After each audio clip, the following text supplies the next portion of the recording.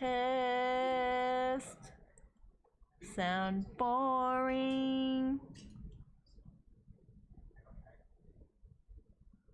Okay, you guys are good to go and you can start when Nick gets here. Thanks, Sheldon.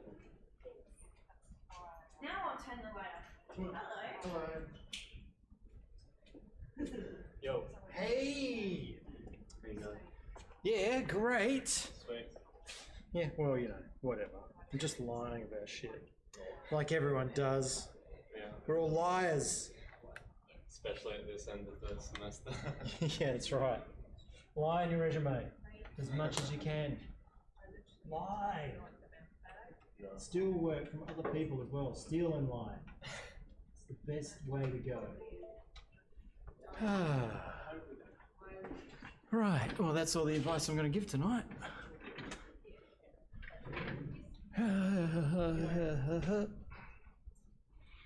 Right. Hello. How does this thing work?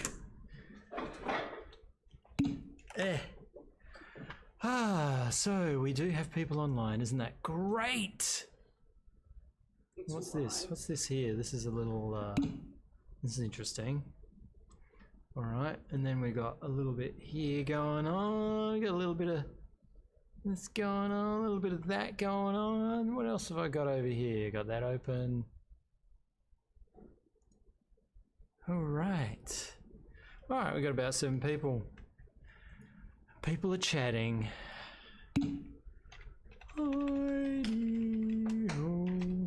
Anyone seen some great films? In general. Not that you can go to the movies. You can't go to the movies, really. There's nothing showing. I want to see Tenet. I watched Blues Brothers for the first time on the weekend. For the first time, Blues Brothers. Nice. That's got some good moments. It was interesting. Carrie Fisher's cool. Yeah. Like, just shooting shit up, blowing things up all the time. She's funny. I watched this one movie called Love and Monsters. Love and Monsters. Yeah, it's actually, it's not very well known, but it's like really new. So Okay. It's got some cool monster designs in it. I think it's like about, like, I think a nuke goes off and it like mutates all the bugs or like all the cold-blooded creatures. Just makes them bigger, basically. Right. Oh. And that's seen Dark on Netflix. It's a series. Is that the one that's sort of, it's German or something? Or yeah, I started one episode. Someone said it's really got cool. into it. Yeah. Bit of time traveling, kind of weird stuff going on.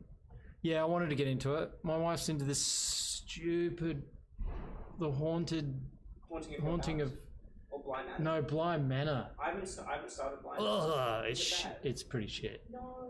What's good for Hill House is amazing. Hill House is really good. Don't tell me that. I've been waiting for Blind Manor. Yeah. Oh yeah, have you? I couldn't get into the performances, and it's not really that scary.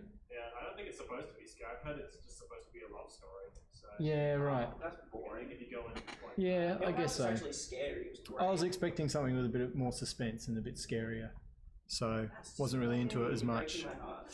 Yeah, I'll give it a shot. You know, I just found the performances and the acting really pretty shit from most of the actors. And straight away I knew it wasn't England. I just said, this isn't England. What the? Because they're preparing to And make it's Canada, so they filmed it all in Vancouver or somewhere. that one movie, Crimson Peak.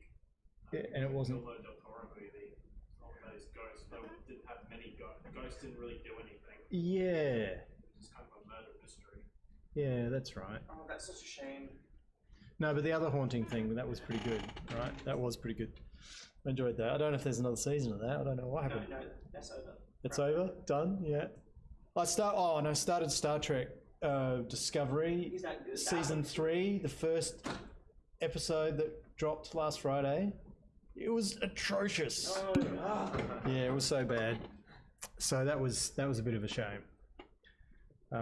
Again, really poor acting and just over the top effects for no apparent reason, and it was just really empty. But I enjoyed the other two. what is good? The That's a very second good season question. took a while. Yeah, no, I don't give out spoilers. They're worried online if I'm going to give out any spoilers. I don't give out spoilers. I'm not that kind of guy. You just spoiled Dark. Oh, by saying I thought it was shit? No, I'm doing people. No, it's mentioning Oh. time travel. Oh, yeah, right. Yeah, I guess that could be, right? You kind of get that though from the trailer, didn't you? I don't watch It's all sort of different points of time and stuff. Yeah, time travel things interest me. I always like that. But yeah, I haven't been missing out on watching anything decent lately. Although I did watch, what was it, the Umbrella Academy, the second season. That was really good. Much better than the first. I haven't really. I don't know if it was better than the first. Didn't get in, I didn't don't know, connect. I just haven't watched the second season. I liked the first season. Yeah, first season was a bit dark though, I don't know quite if it was dark. better than the first. But the second season's a lot more humorous. It was fun. I've been watching the second season of The Boys though. It's very similar. Yeah, we worked on the second season of The Boys. We did a few scenes. Yeah, yeah, we did some bits and The pieces. second season were really a lot better. Yeah, right. They weren't better, so it's like they amped it up. They got more of a- We did that girl with the purple lightning bolt. So Oh, Stormfront? yeah, Oh, okay. did all her stuff, and some dude who's Oh, I know who you're talking about. yeah, Chameleon, I think his name was. right, yeah. Yeah, but I haven't watched any of that, but I've heard it's pretty good. Boys is pretty in your face, crazy. Well, okay, well, it's week 11, right? Puh, all too easy. Nothing to do, really. I'm going to go through homework. We'll just have a quick look, and then we're going to open up Keyshot, discuss that. And then next week will just be going through people's stuff. So, you know, trying to finish it as much as you can for next week class, and then I'll give feedback on what's there. And then it's up to you guys what you do, you know, run free, run wild, enjoy yourselves, or do whatever young people do these days, sit on your phone in the dark. Apparently that's a cool thing. That's all my daughter does. She loves that. She loves just sitting there and going, scrolling through, getting the Maybe she needs a hobby. getting the whatever it is. What's the endorphin things? The yeah, whatever the stimulus is that happens, that gambling stimulus. Saxon. Yeah. Dopamine. Thank you, Liam. Thank you. Dopamine. Where are you people when I'm living my life normally? They can just pop into my head like that. Boop. Dopamine, Nick. Ah, dopamine. Yes. That gave me some dopamine to send. Brilliant. Look at this. Look at this. Super dark on the render. Yeah, it's all right though. It looks cool. Come along nice. Those eyes are really effective, aren't they? You know, super cool. And that's probably a photo bash, right? You just photo spotlight straight on. Because I think it totally works, like super works. Yeah, there's spotlight. Yeah, it's really good. Excellent stuff. Looks great. Like it. Like it. I kind of like also the subtle transparency in the wings without it being too clear, because it makes them feel like they're a little bit thicker, got a little bit more purpose, I think. Can give a bit of lift and actually be utilized. But yeah, it looks really cool, man. I like it. You pretty happy? The cuckoo bee. Ah, I know the cuckoo bee. We had the cuckoo bee in our backyard last year, which is a bad sign apparently, because the cuckoo bees eat and kill all the other native bees. They take their nests and lay in there and stuff and do all sorts of awful things and eat their larvae. So, but yeah, the cuckoo bee is fantastic, really fluorescent blue. My wife got tons of good shots of it. She loves bees. And we have a bee garden. Oh, isn't that nice? Hey, I have a bee and butterfly garden. And we get lots of blue-banded bees. I don't know if anyone knows blue-banded bees, but that's an Australian native bee as well. Blue stripes instead of yellow stripes. Way cool, about half the size of the native, the introduced typical bee. But yeah, blue-bandeds rock. And cuckoos look cool too.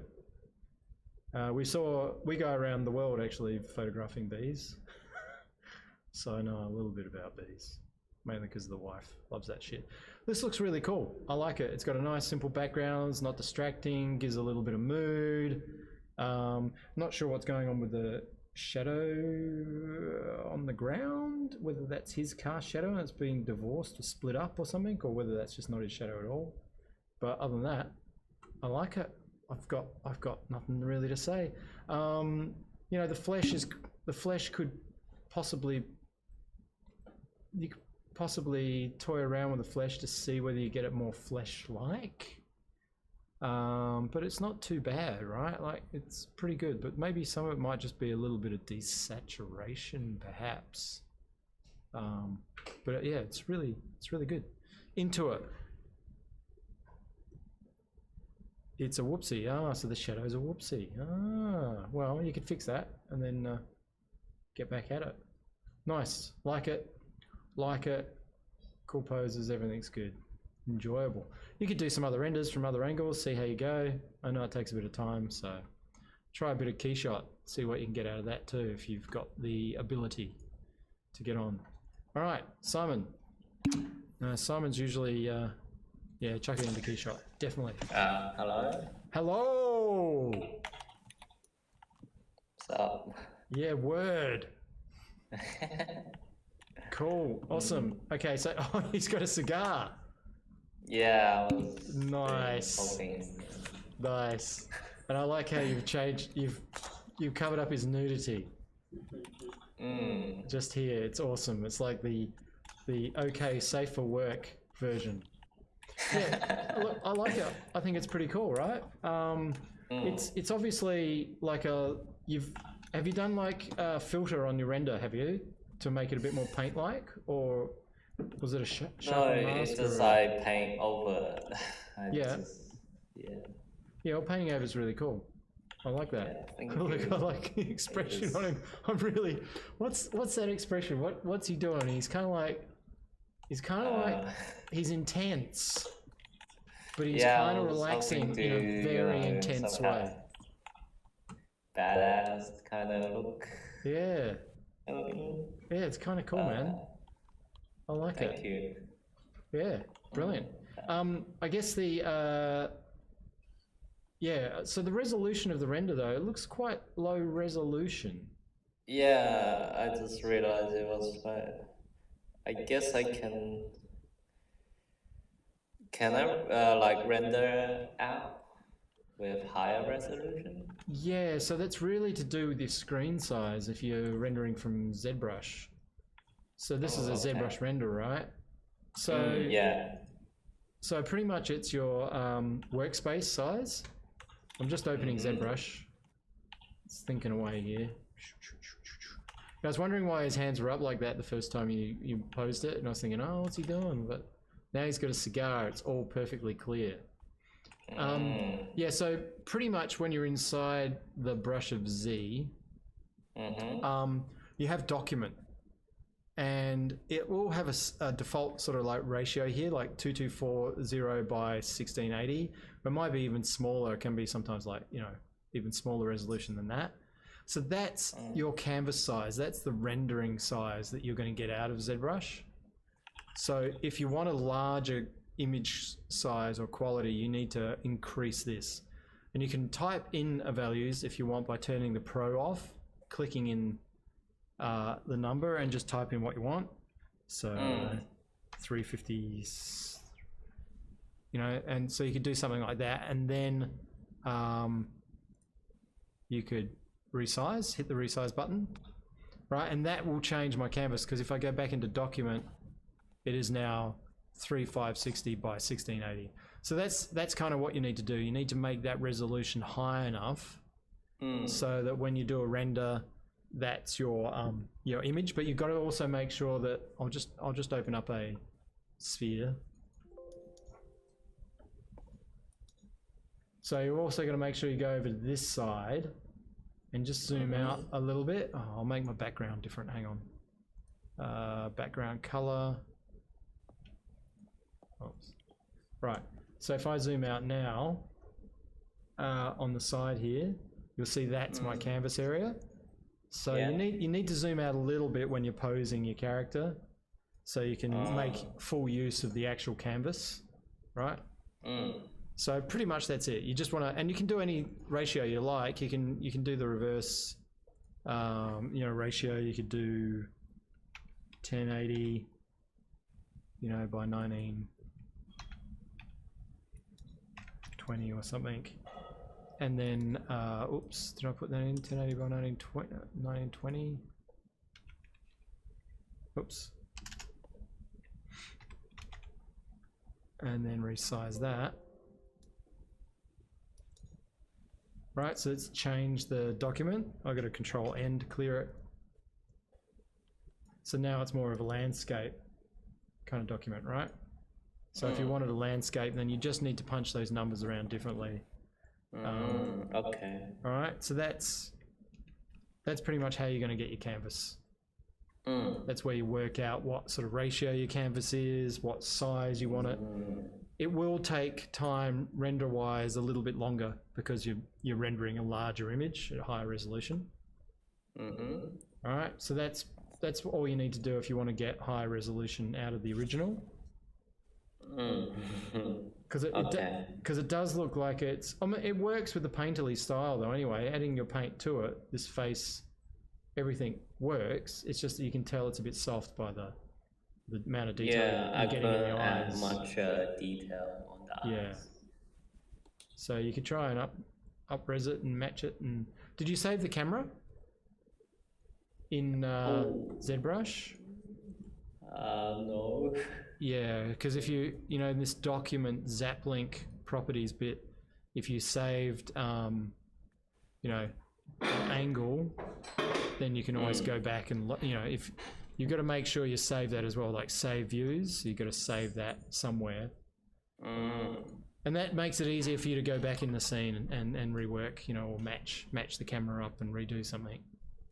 It's worth doing those steps because otherwise you're never going to line it up exactly the same again, and it can stuff you around. So you kind of get used to doing the steps. Otherwise, you just make a little bit more extra work for yourself. Cool though. Looks good. Excellent, man. All right. Thank you. So let's move on to Taylor. Yeah, I was liking the skull on this one. It's cool, and the uniform's great. Yeah, some background going on. Cool. Hi. Yeah, I like it. It's really cool. It's got some nice textures. The skull really turns out well, hey. Skull turns out really, really well. Throne's awesome. It feels so Masters of the Universe. It's great. Really cool. Yeah, brilliant. So, it looks like with your rim light, you've painted a little bit of rim light in here, which is totally cool. But it'd be also interesting just to see what you could get by putting in a light, just one light really bright on the edge, and then trying to use that to mask in. It wouldn't work in ZBrush, yeah. So that's the thing. It should work. Did you? For some reason, it wouldn't show. Yeah. So that's when I saved my light separate. Did you save your light separately out, or did you just have them all in a beauty? I did. Oh, okay. Yeah. Well, the trick to get the light to go behind is just clicking on it, right? So clicking on the actual position of the light. Yeah, that's interesting. Let's just show an example in ZBrush. Here's a sphere. I might change my background.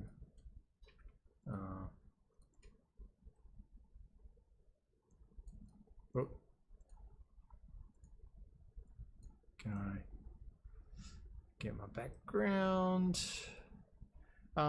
So let's get a light. We'll add one. And make sure we've activated that. So if you left click on that little light, button, it should roll around to the back. Is it left or right? Hang on. Doesn't look like that light's behaving. I'm going to go start another light. Just going to crank the intensity up. This is interesting. I'm not seeing this lighting either. Interesting. It's setting up, it's working on these, so maybe it's the matte cap. I've got a funny material.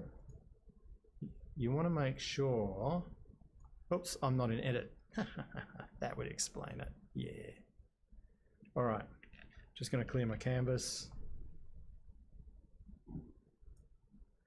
And I'm going to zoom in on this. Oops. This is a really weird ratio, but anyway. So let's just see. I'm not sure. I'll try it again. It just ended up getting annoyed at ZBrush, and yeah, for sure. So it might be, sometimes it could be material. So remember we were talking about these materials up here, all these ones called matte cap materials. So if I go into any of those materials, you notice my light is turned off, right? So flat sketch, no light. Chrome B, no light. This, no light. So it's not, these things have lights baked into them. So anything that's a matte cap material is a little risky. You can use it to render out, you know, you can make something a matte cap material and then just render it out for the purpose of getting that texture.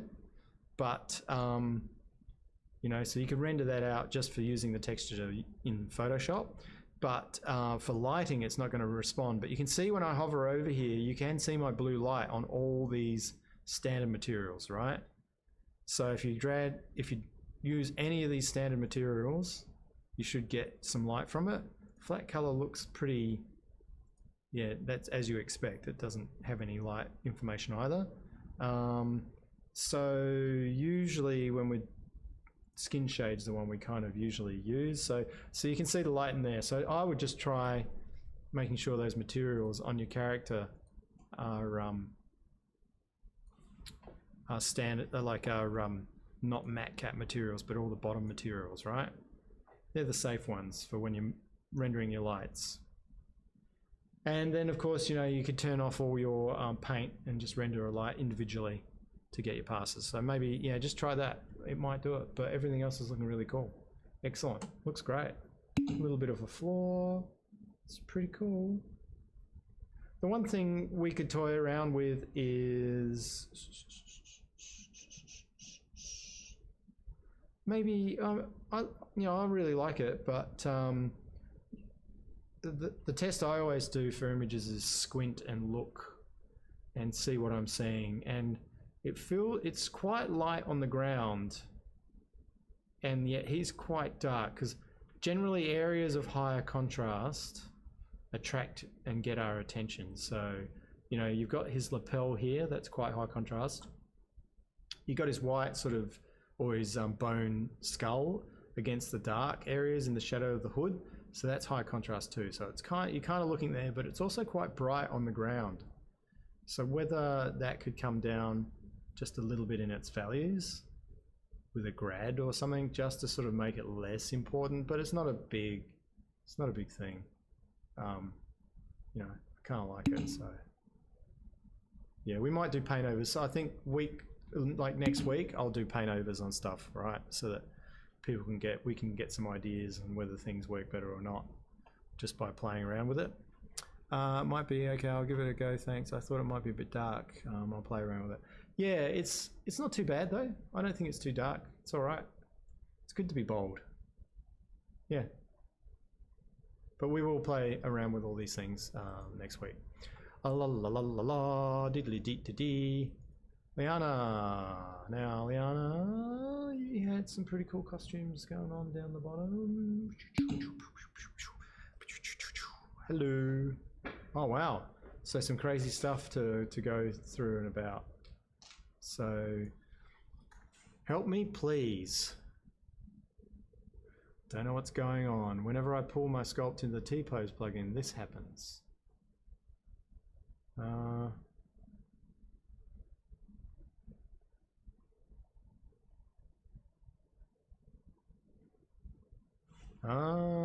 It does look pretty crazy. Well, I probably need the model to see what we can do. That would really help. Have you saved a version back from all this nightmare? Good. It's always worth saving. Like I said, before you do anything, especially T-Pose Master, you always save before you do it. And then after you've done it and it works, then you would save, but not during the process. Remember, I was specifically saying don't save when you're inside. I'm just going to drag another, just going to append something in here. So, you know, I've got 2 items in here now. I'll just scale this thing down a bit so we can see 2 items. Oop. Oop. So, yeah, good. It's good to have your other model for sure. So if you've got 2 models and then you go into the Z plugin and go, so make sure you're saved, and that's all really cool. And then you jump into the transpose master, if I can bloody get my head straight.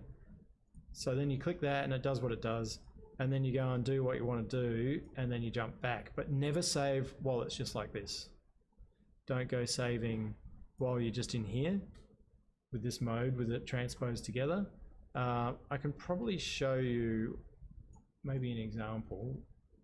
So if I save this now and just say test transpose,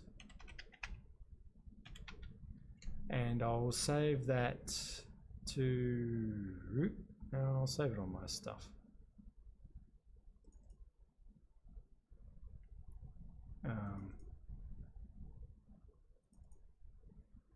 So we're going to save that. So I've saved that before I've actually untransposed it, right? So it's all together as one subtool. And then I'm just going to quit all this, go out. No, I'll just close it. All right. And then I decide later, I'm going to go back in.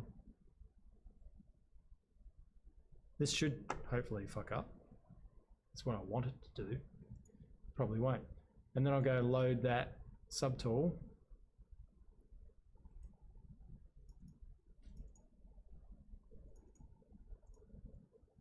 Open that, drag it on. It's Christmas. And then if I go into this and then I say, and I open my subtool and go, oh shit, they're merged. Oh, that's okay. It just means I forgot to do the transform, the plugin. So I'll just go into the plugin, go into the transpose master, and then go hit that. And it says load a T-pose mesh from disk. Now, I have not done that before, actually. I've never actually had anything to load from, but I'm just wondering whether that is actually asking for it before. So it's probably just simply asking for it. I never make this mistake anymore, but it looks like it's just asking for you to point to this Z tool before it was merged, which I didn't save, so we can't really test that. But that may well be all it's doing, which is pretty cool. Should we test that? We should test that. If I'm going to test that, I'm going to load my other tool.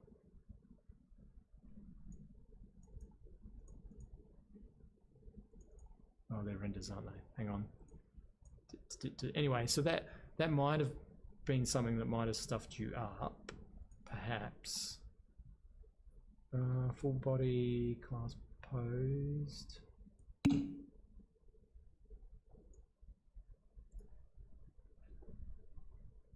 I didn't save in between though. Okay, all right. What else can we do? So let's just have a look. So what's the problem again? So it's whenever I put my sculpt in the T-pose plugin, this happens. So it's just doing that when it's trying to make a T-pose out of it. Yeah. Okay, so I would try and do it just as tests. Try and do T-pose by turning certain things off, like possibly the head and the skin.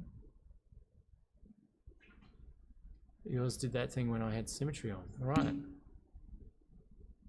That's interesting. Yeah, I wouldn't have thought it should affect having symmetry on.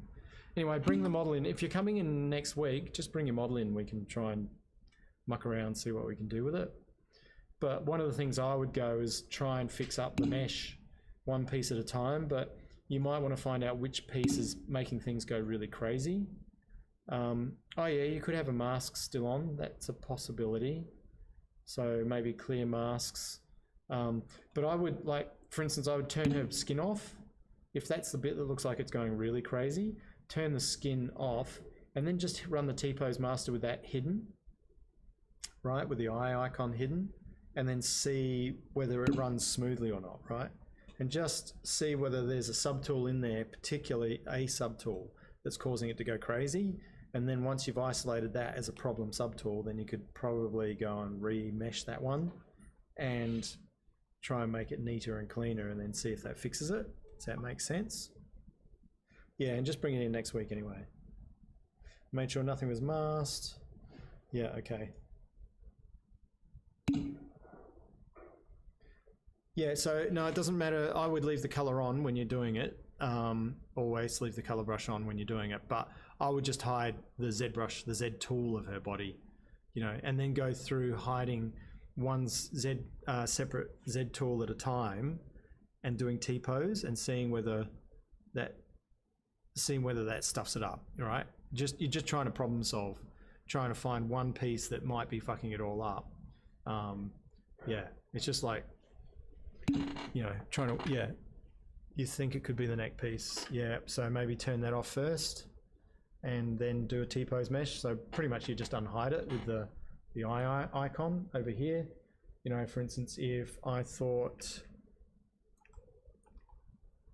my head was the problem, then I could go into my little head box and turn the eye off, right? And then I could hit the T-pose, Z plugin T-pose mesh and see if it does everything okay. And then you go, right, turn the head back on, do it again. And then it goes messy. Then you go, there's something broken inside that head, you know? It's just pretty much just trying to work out what your crazy element is. That's really it. Okay. Moving right along. It's all looking pretty cool though, apart from it's going really crazy bad. Yeah, it is a shame. Worst case scenario, don't bother posing, right?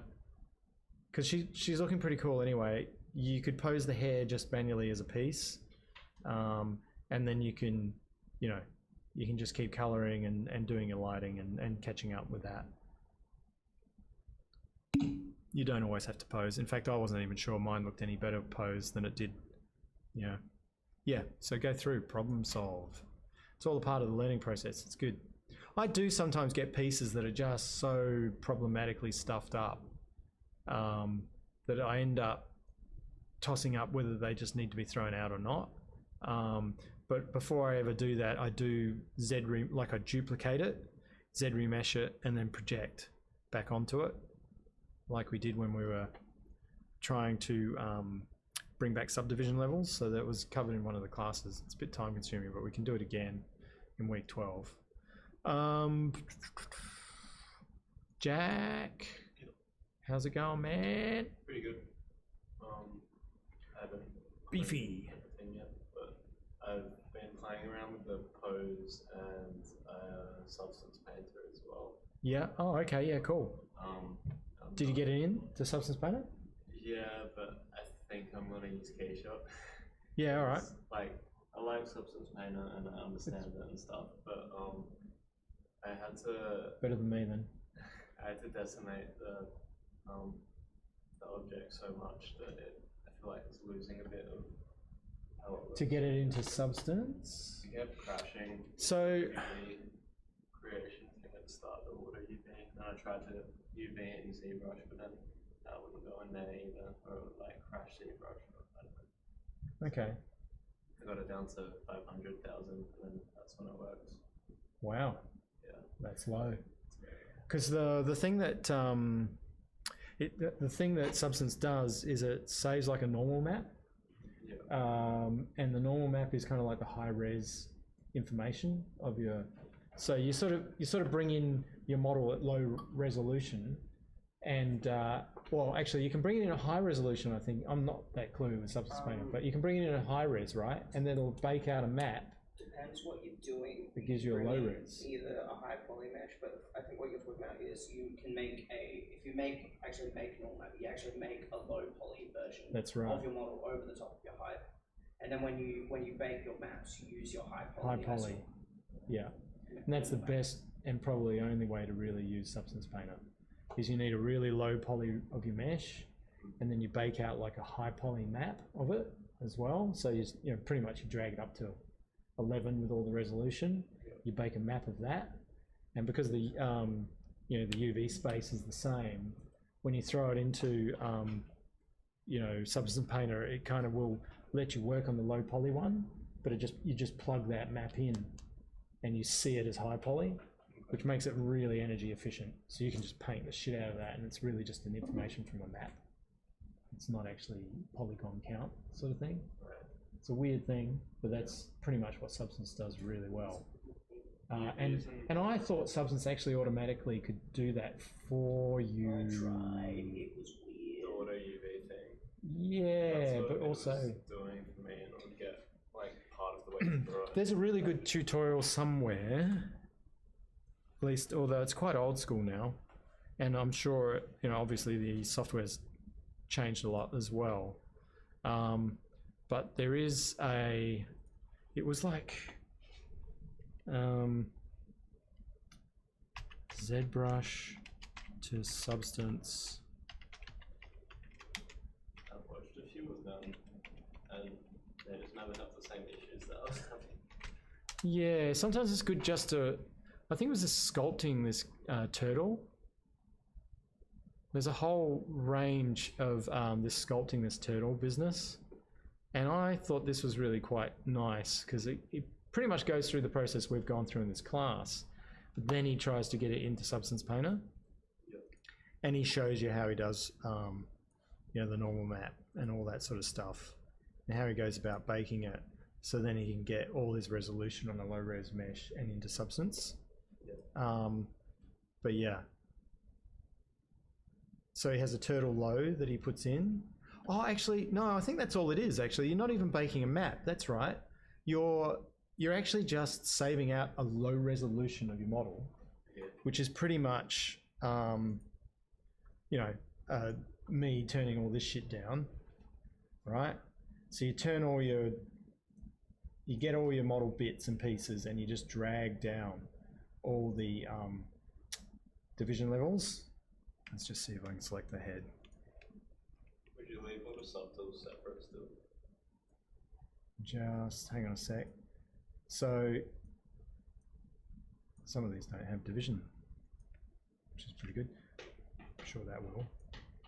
No. All right. Yeah. Well, anyway, you pretty much just drag all your geometry down, and then you save that as an OBJ at or an FBX. I don't know if does it open FBX in Yeah. Substance Painter? Yeah. So you would save your low res, and then crank everything up to 1000.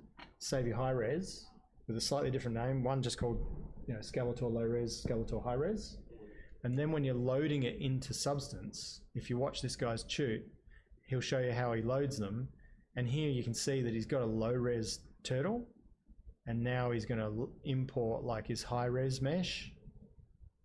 And then as soon as he does that, it'll just look fucking crazy high res. So he's going high, he's going open, and then when that loads, he'll have like this high res mesh that he can then work on at really fast sort of speeds.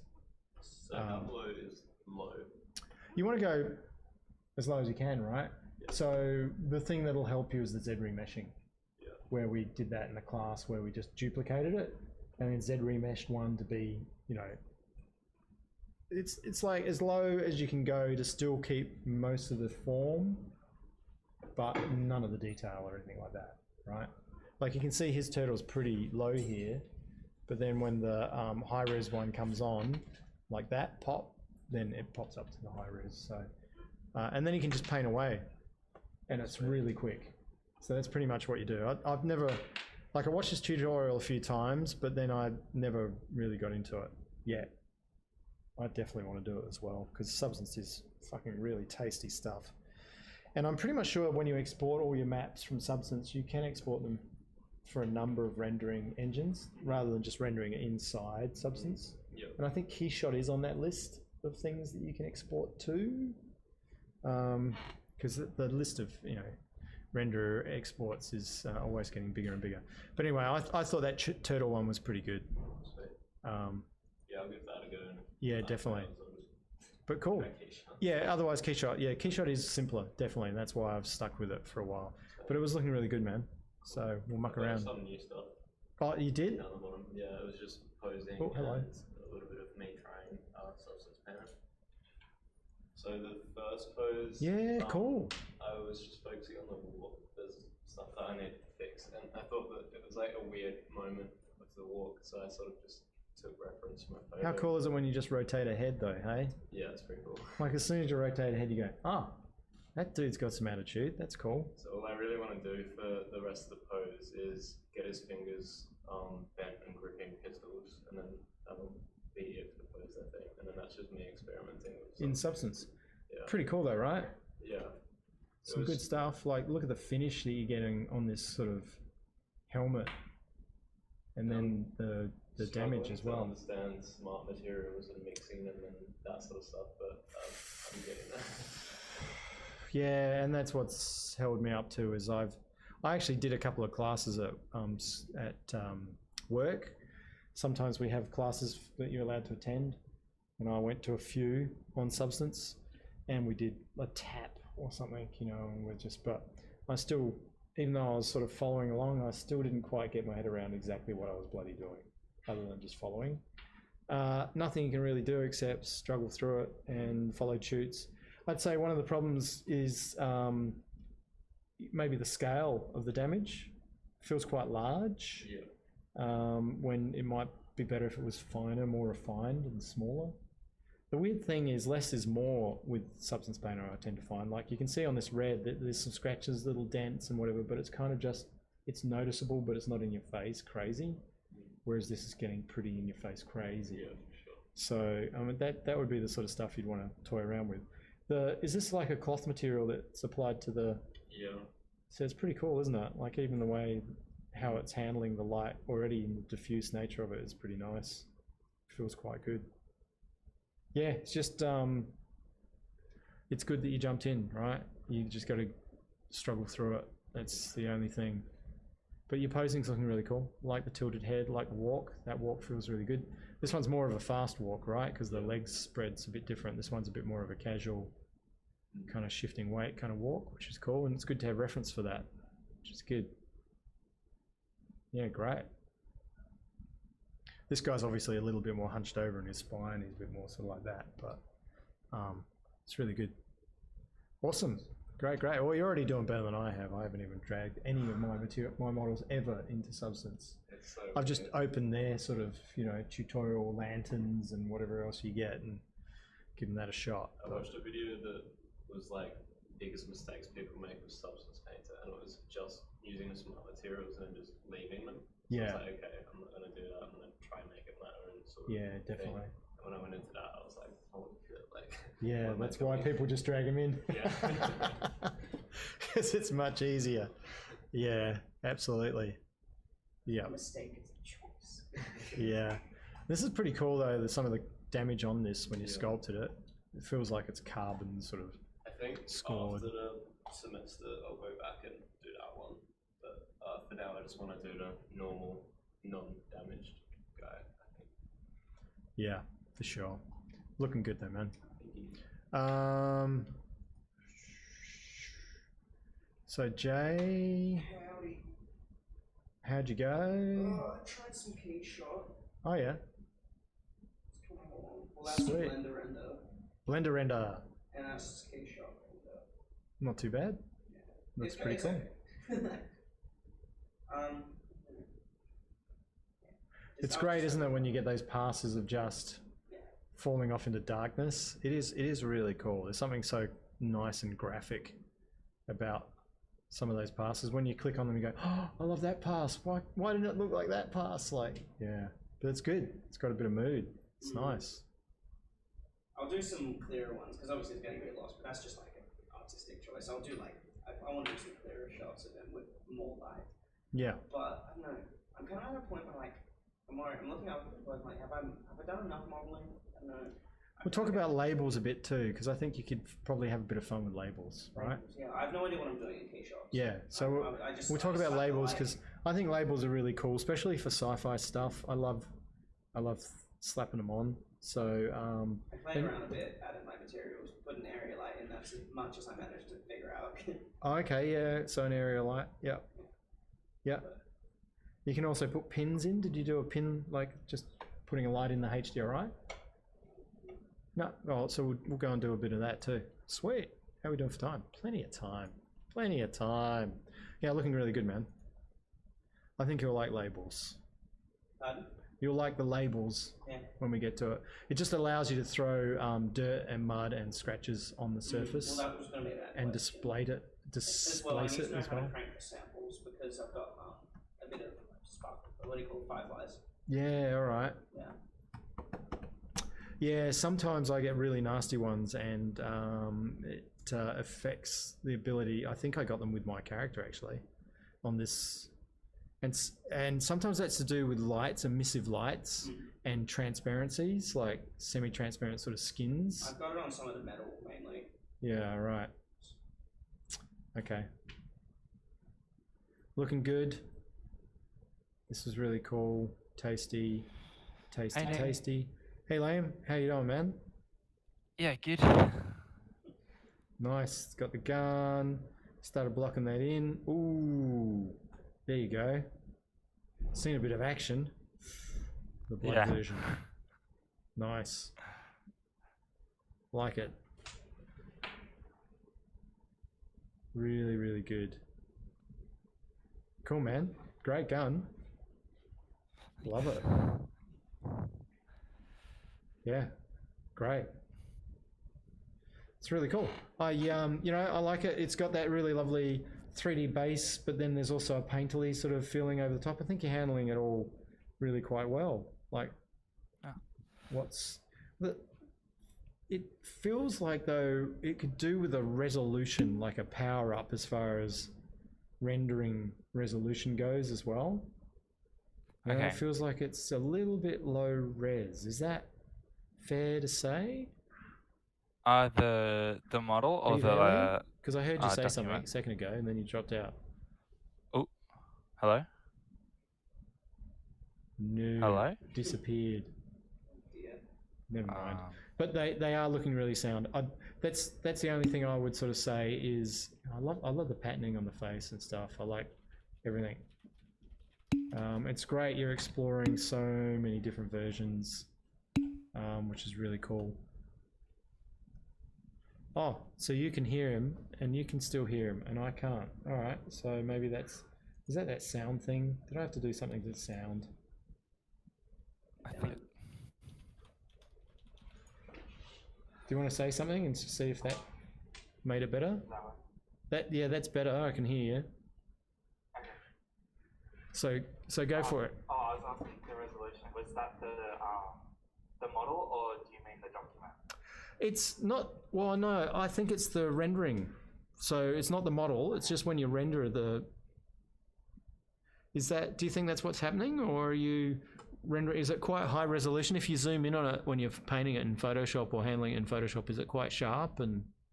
Yeah. Oh, okay. So it might. Well, it looks okay. Like if I zoom right up and like it's with the ZBrush paint over, which was like the first one, when I was trying to add the rim light onto the teeth, and I was or like the eyes. Yeah. It was a bit pixelated when I zoomed right in. Yeah. Okay. Yeah. But I don't know if that's like, because I was zooming Yeah. like really far in. So. Yeah. Yeah, no, that definitely is going to happen if you zoom really far in, for sure. Yeah. No, it looks really good, man. It's excellent. I like it. Really cool. You know, the weight on the character feels really good. Stance is good. The design and the costumes look really cool. Yeah, I think it's great. Really cool. What should I try and work for the next group? Well, see if you can chuck a background on it. Okay.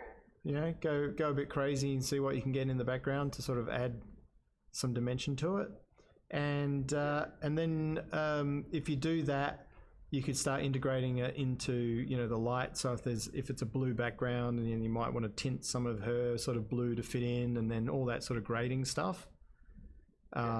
And then you might want some depth of field on it as well, something that's slightly out of focus, away from camera, or don't step on it too hard, just a little bit. Might be really cool.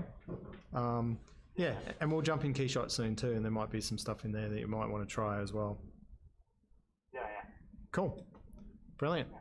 Looks good. Thank you. And So was that so? Lee? Oh no, sorry, that was just you then. So Cooper.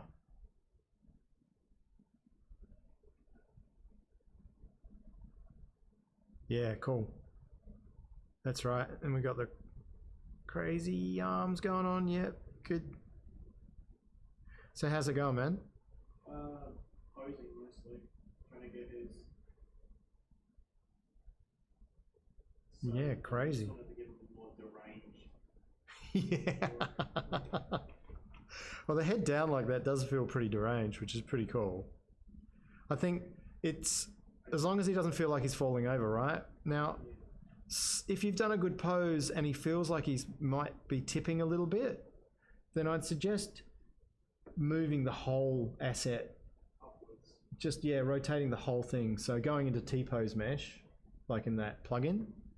Or like extending his leg a bit. And, you know, like for instance, if my character was posed but he felt like he was just falling over, I would just go into the plugin, T-pose mesh him, and then just rotate him up the whole thing with everything on, just a little bit to the ground plane. How do I select all of them at once, like move as well? So there's a couple of tricks. You don't actually always have to use the T-pose master, right? There is just the normal move tool. So for instance, here, he's obviously made of tons of layers, right? Tons of crazy bloody layers everywhere. And instead of jumping into T-pose plugin, I can actually just go to move and make sure the gizmo's on, right? So this gizmo thing's on. And if we have a look, I don't know if I'm going to be able to see. On the gizmo, there's this little tiny box. If I click on that with the left mouse, it shows 3 boxes. So that little box is pretty much a digital representation of a subtool in here. So when you have more boxes ticked like that, it's saying you can move everything at once if you like, right? So if I zoom out, you can see that some things look normal and then other things look almost transparent. And what that's showing me is what is actually selected and what's not selected at this stage. And in order to select everything, you hold Control and Shift, and you'll get a green box. And if I drag that over all my subtools, they'll now all be opaque, which means I can use this tool to move my character. Oh, he must have a mask. He's got a mask on somewhere. So let me just, oops, wrong shortcuts. Let me just undo that move. Then I need to go into whatever that element might be. Oops, wrong shortcuts. So one of these elements has a mask on it. I need to get rid of that.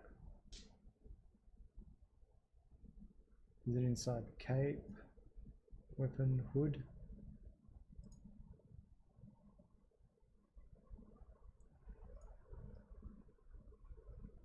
No.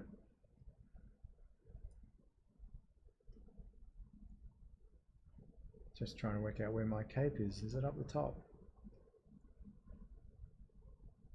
I would have thought I would have put that. There's cape. Open it up. I'm just hovering over these just to see whether any of these have masks on them or not. Because you can usually see a mask.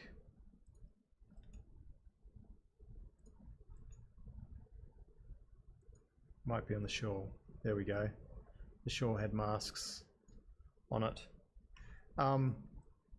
Yeah, so let's just go back to that move tool. And yeah, so now with all of them selected, I can move all of them. Oh, he's got another mask somewhere else too. He's got a couple of masks, which is no good, but you get the point, right? So if you have that little box ticked, you can actually move all. But the other cool thing about that box is you can select just a few things too, right? So for instance, if I just wanted Control Shift, just the hood and head, I could just select that and everything else is invisible, except for some reason the legs, so that might be attached as a subtool to the head. I think it is actually attached to the head. That's why it's still visible. And then you can go and move other things. You know, you can be specific to what you do and don't want to move. Obviously, with something this complex, it's not very effective. But as moving the whole object, it's totally fine as long as your masks are off. Which mine, I've got some sneaky masks that I forget that I've lost. You know, yeah. So that's something that tool does. There's other weird things this tool does as well. Like if you click, you can actually unlock it and then click the mask, hold Alt, and tap it onto the mesh. You can unlock it and you can sort of like center it again by holding, you know, clicking that, or the home button will center it, and then you can lock it again. So then once, because if it's unlocked, you can sort of move it wherever you want it to be. So if you were posing with this and you unlocked it, we were posing with these bones sort of thing, these transpose lines. But if you wanted to pose with the gizmo, then you just unlock it and move it to, move it to where you want it to be, and then lock it again, and then you'd rotate and move from that point to get it sort of moving. But, you know, you still have to mask bits off and all that sort of stuff. But, you know, there's other things too in there. You missed how to access the box tool. So just this here, this tiny little thing, just here, you click it on and then you can access multiple things. But to access multiple things, you need to hold Control Shift and then drag over what you want to access, what you want to be able to move, and anything that's got this funny ghosting line through it, like this, won't move. So you see that sort of stays and the rest is moving. Now I've got symmetry on, so he's all splitting and doing weird shit.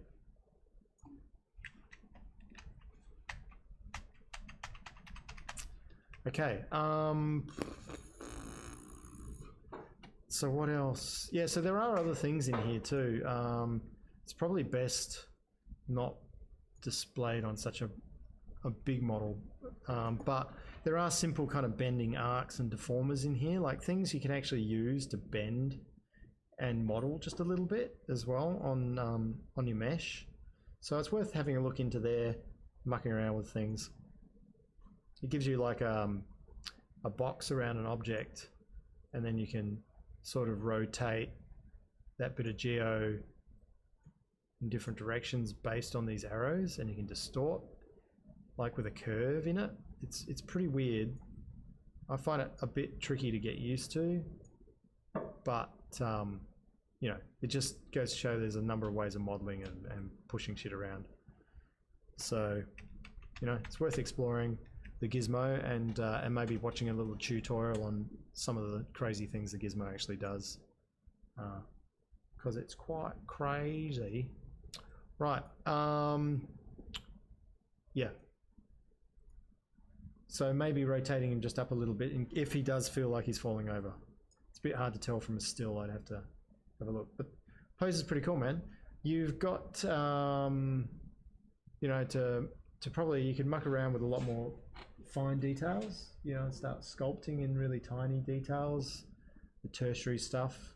I redid it by hand because it wasn't happy with the previous one. It's a lot better, isn't it, though? Yeah. It's good. It's looking a lot better.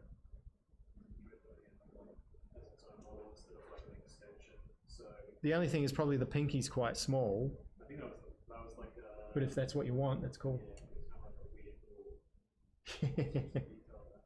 Yeah, cool. Yeah, great. Yeah, good. You seen that family in Spain, or was it Cuba, that has 6 fingers? They're all born with 6 fingers. It's crazy, man. It's like 70% of the family, when they're born in this family, they have an extra finger on both hands. They're really cool at pianos and guitars and stuff. They're totally usable fingers. And it's kind of, you should see it, it's weird. It just grows out sort of at the bottom here of the hand, and they're all totally usable. The dew claw? Yeah, that's a thumb, essentially. That's up the back, because if you count their pads, I'm pretty much sure they got 4 pads, and then the dew claw, or whatever it is, up on the dog. and that's I think it's dew claw on a cat, but might be the same on a dog, and that's pretty much a thumb. It's just up there, you know. Yeah, cool, man. Excellent. See what happens if you get in key shot for some of the surfaces and materials. Emily, let's go down. Cool, cool, cool, cool. Yeah, great. Did we even talk about toon shaders in ZBrush? Because when I was looking at Emily's inspirational image, like even your line work, right? You've got this line work kind of cartoony style, and then this inspirational image here is pretty awesome, right? This line work. So there are actually ways of rendering in ZBrush which give you some nice little toony shaders, which can be kind of cool for presentations. I've used it on, yeah, here we go. That looks great. Cool, having some fun. I love the red. Nice. Really pops in with her too. It's cool. Yeah, I like it. Really good. Haven't done toon shaders yet. Yeah, so we can have a quick look at what toon shaders are kind of like. Have I gone back enough in this model? Hopefully it's all not too stuffed up. So toon shaders, I think it's inside Lightbox, and you go to filters, and it gives you all these kind of cool shaders, right? And you can actually go and change settings in these shaders, but it's interesting when you click one of these line ones, you just sort of click on it twice, and then I'll just close that, and then I'll do a BPR. So it's pretty much, I think, just lining that up now and saying, I want to do that style of render with my character. So you get these kind of cool, cartoony, comic book sort of shaders. And then if you go back into Lightbox and you just click on a different one, it'll just update that render for you. And some of these look pretty cool, right? And even if you took that into Photoshop and then tinted those, you know, different colors or whatever else, you might be able to get some pretty cool stuff out of it. So it's definitely worth toying around with. They're all a little bit different. Some have kind of colors, so that's pretty cool. That's got some colors on it. They probably change dependent on the lights as well, perhaps. If we put in another light and crank up that intensity, and just, I don't know, just going to put it somewhere to see whether that plays a part. Let's make it a bit more obvious. See whether that plays a part in this render or not.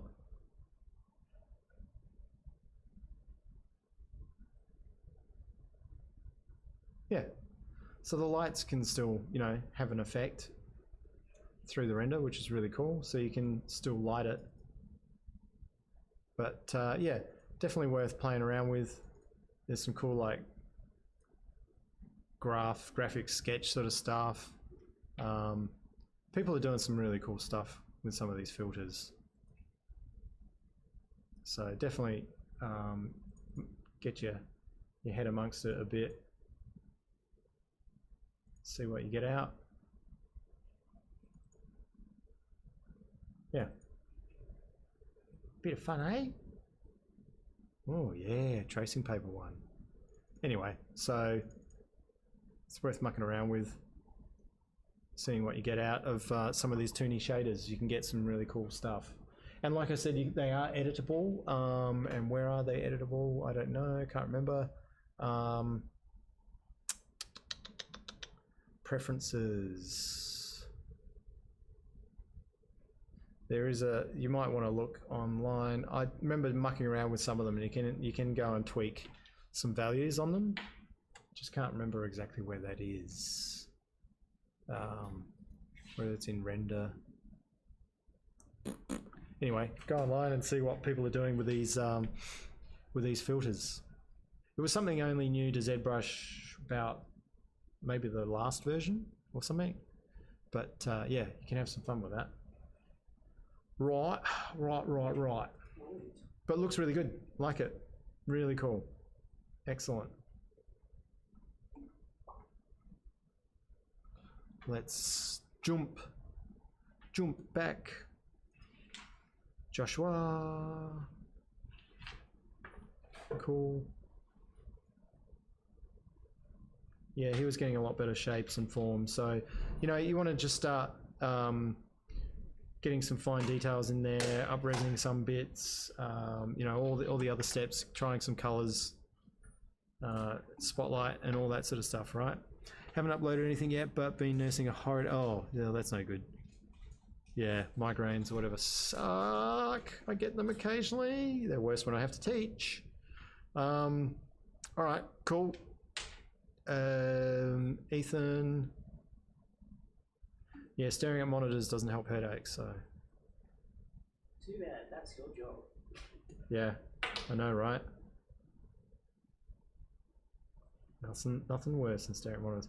This looks really cool. This is great. Love to see it on a background, playing, you know, just having a bit more fun with it. And Keyshot, I think, will really help with skin as well.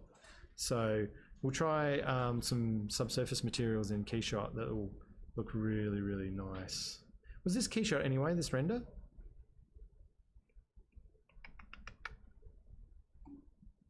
No, I just ZBrush. All right, cool. Yeah, well, you get some tasty stuff out of, especially the eyes if you want them to glow. We'll do glowing eyes. Right, so Ty. Now Ty, hey, good, hi. Cruising down, you had some costume changes, didn't you, at some point? Yeah, which was cool. Nice. I didn't want to have nothing to upload, but here's where I'm at with Glimmer. I've got a lot of painting ahead. I've got a little read, super distracting, trying to learn some different techniques from someone I follow on YouTube. I hurt my brain more than I thought. Yeah, cool. All right. Well, it's a nice pose. It's really cool. Yeah, you're going to have to play around with lighting a lot too, I reckon, just to try and see what you can get out of the shape and form, because at the moment the lighting's nice, but she's getting lost probably a little bit. She could be a bit more dynamically lit and a bit more interesting, I think. So try fiddling around with lights. Exported renders to work on this morning. Yeah, okay, cool. Yeah, good. Yep, and then slap a background in as well.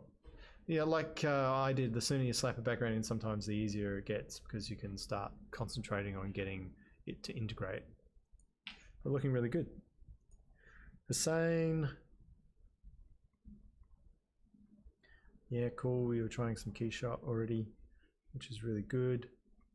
Yeah, great. So there's some cool materials in Keyshot you can start using too for cloth, depending on what Keyshot version you have, but there are some really nice materials that you can start to use to get different forms out of these patterns. Cool. I don't know if he was online. Nope. All right. Keep moving. Sophie. Not online either. But yeah, the hair was looking really good. So again, catching up with all the other stuff. There's tons of other stuff. Mason. He went a bit quiet, didn't he, at one point? Yep. And Gypsy. And Gypsy's not with us either. Right. Cool. All right. Good. So let's talk about the much awaited Keyshot. We did go really simply through it, but we'll do it again. So exporting to Keyshot with the bridge is very easy. Without the bridge, you're going to have to do some looking into that yourself.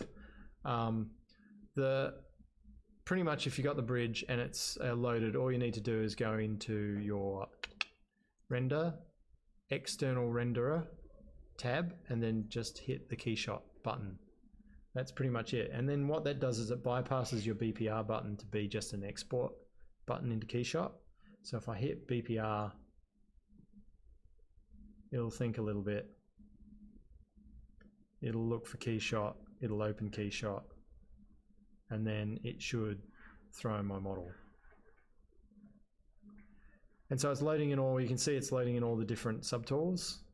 It keeps their names, but it also puts a funny little, its own naming convention around it a little bit.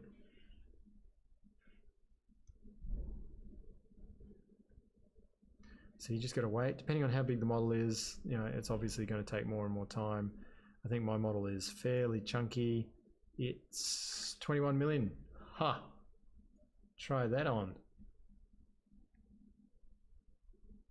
So the one thing I do notice is that once you've actually got something in Keyshot, so that's how easy it was to throw it in. You and your bridge, you think you're so cool. Yeah, that's why it makes it easy, right? Ease, it's all about ease, this world. You want to make things as easy as possible for yourself. Oh, some people are having trouble watching this stream. Is that the case? Is other people having trouble? There's a question going on. It's interesting. It's actually taken my light with it too, which is kind of interesting. I never really noticed that's a thing, but there you go. It's got my light in there. So that's really, with the bridge, that's how easy it is to get all your color and all your materials. It takes all your ZBrush materials across. So these are all ZMats. So all the ZBrush materials are in there. So if you spend a bit of time in ZBrush getting some materials you liked, then they will come across with it, and all should be good. So that's pretty much how you get it into Keyshot. Mine's been funny, but the internet's pretty crappy. Right, so some people are having some trouble with this stream. Unless they're still having trouble. No, they're having trouble with just the live stream. Yeah, that's what I meant, like when you're loading the polygons.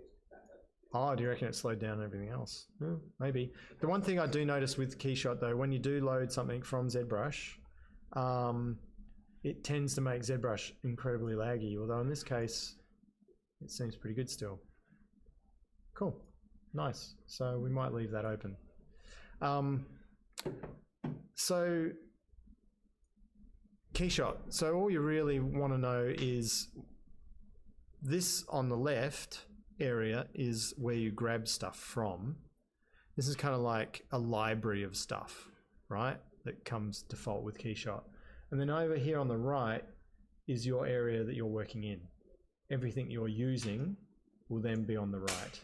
So all these materials here on the right are already assigned from ZBrush to my character, and they sit in this big material box, right? And then over here is other materials I can use. So if I wanted to use any of these, and they're all listed like architecturally, you can click a little plus sign here and you can get inside, and there's things like concrete, surface stuff, window, blah, blah, blah. There's all this kind of bits and pieces, right? But, and there's paint, there's metallic paints, there's rough paints, shiny paints, whatever else. Now, some things come with colors baked in and, you know, some textures baked in and stuff. What that means is that when you drag them onto your model, it will probably get rid of your color work, right? It'll replace your color. But the first thing you need to know is the Alt key is the magic key for trying to keep your color and using a material. So let's just go for something really basic, like a, we'll go for shiny though. So just a gloss white. I'm going to hold Alt and I'm going to left click on this, and you can see that I've now got that material. I'm holding my left click button. I've got that material and then I can drag it onto something. So, you know, for instance, this top of the cape, and then let go. And you can see that it's applied the material, the gloss white material, but it's also keeping my purple color. So the color that I actually applied in ZBrush has been kept. Now, if I was to do that and not hold Alt and drop it, it just kicks my material, my color away, and just puts the default material color on, right? So to undo that, you go Edit, Undo, Replace Material, and I'm back to where I was. Now, the other thing you notice that when I zoom around, it's all quite pixelated, right? And then as soon as I stop, it's resolving. So it's always trying to render. There's a thing called view in Windows, sorry, there should be something called, where is it? Render heads up display. So in view, this heads up display box, if it's not ticked, I kind of like to have the view heads up display on. It lets you see one, how long it's been still for. So for 32 seconds and it's rendered 117 samples, right? Now obviously the higher the samples, the more sort of quality the render is in this case. But you can sort of see how long things take, and that becomes a bit handier later on when you want to render. And so we'll get into that a little bit, but pretty much also what you want to know is how to navigate around inside here, right? So you've got tumble, this blue selected box here, which enables me to left click and tumble around my character.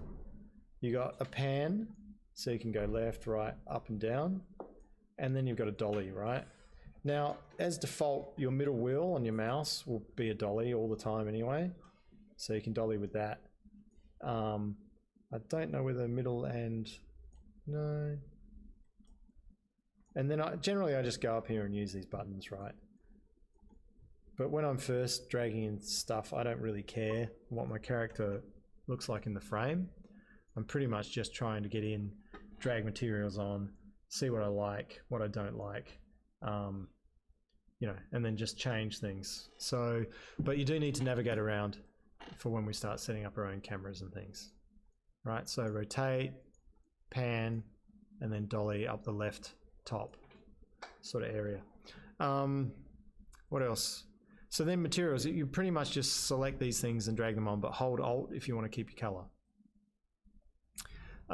So if I hold Alt and try one of these blue aluminiums, you can see that no matter where I drag that and hold Alt, it's replacing the color, right? So there are some materials that just replace color, and we'll get into that in a little bit on how to change the color on these materials, right? So you'll find there are some materials that unfortunately do replace color, but there's ways of getting color onto them. All right. So pretty much you just drag and drop your materials where you want them, and you go for it. Right, there's some really cool ones that I really like, which are translucent materials. I think are pretty good, especially for flesh. You know, translucent materials are pretty cool. I like porcelain. You can also type a search in this little search button up here if you know what it might be called. So porcelain, and then it'll come up, white porcelain, and you can hold Alt and drag that onto the teeth maybe. So porcelain's quite good and shiny. Other things that are really cool are glasses, like glass materials are pretty good. So you can drag those onto things like eyes, and they'll go glassy. And that can be pretty cool. I'll just zoom in on this, on the head a little bit. And transparent materials as well can be really cool, like for maybe some of these sort of plastics. What else have I got? So there's glass, but there's also plastics, and there should be, if we click in there, clear plastics, cloudy plastics, shiny, cloudy. So let's just drag one of these.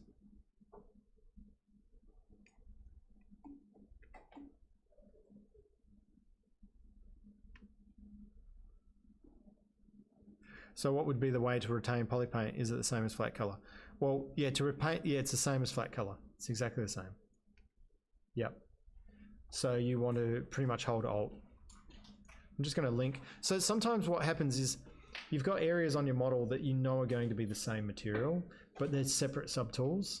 So in this case, if I hold Alt and drag it onto this nose section, which I know is going to be the same as the lips, around the lips section, the bottom that I just did. If I hold Alt, drag it on and then let go, it'll say a material with the same name is already in use. Do you want to link these materials? Now, if you do want to make those materials linked, just go yes. Now you can always unlink materials, but it helps you manage one material on a number of different subtools, if that makes sense to people. If you don't like it, you can always right click on that material and then go unlink it. Right, just there. But what it's doing is it's kind of just, so if I hold Alt, drag it into the eyes, and it says, do you want to? I say yes again, and then drag it into here, and I'll say yes again. So what that does is that material is now applied to similar subtools, right? That I know I want to have behave the same kind of way, right? So that's really quite handy to actually link things. But like I said, right click on the actual subtool and you can unlink at any time. Right? Now, so that's pretty much materials. There are other things in here. What do we got? We've got real cloth. Now, real cloth is pretty amazing, but it only works with... I've never really managed to get it to work unless you've got a beautiful UVs on your character and a really nice mesh. So, for instance, if I drag this onto here or here, it's going to just do really weird shit, right? It just goes black because none of my my meshes are really neat. So unfortunately, cloths aren't really good unless you're working really neatly with a really good mesh, which none of us have been doing. But you could always try and see if it works. But if you use, if I was, for instance, to, because you can add geometry here as well, right? So inside Edit, you can go up the very top, you can go add geometry. So what I'm going to do here is I'm going to just add a, I'll add a sphere. So it's going to think a little bit, and then there should be a sphere in the scene somewhere. And straight away when you add something, it gives you this little translate, rotate, and tick scale if you want to scale. In this case, I might tick scale as well. I'm going to zoom out just to find where those movement gizmo is. So it's down the bottom. There's my sphere at his feet. So you can move this like you do with the gizmo in ZBrush. I'm going to click tick because I'm happy with that move. I'm going to zoom in again. Now, when you import a sphere straight from add geometry here inside Keyshot, it should take these materials. There we go. So it's actually assigning a material now a lot better because it's, I'll just close. These are errors it's giving me. You can see that material has been applied to this sphere, right? I'm going to zoom in on it a little bit and pan over. We'll just let that resolve just a little bit. So the things with their materials, that they are really actually really nice, but I've never been able to have decent enough UVs to fucking use them because I'm just using, I'm just work so hack. At some stage I'll probably try to clean a mesh up to try and get this to use. But you can see there's actually felt. There's little hairs on this material, which is pretty good, which makes it pretty cool. And it also does look quite nice. And there's lots of different patterns, of course.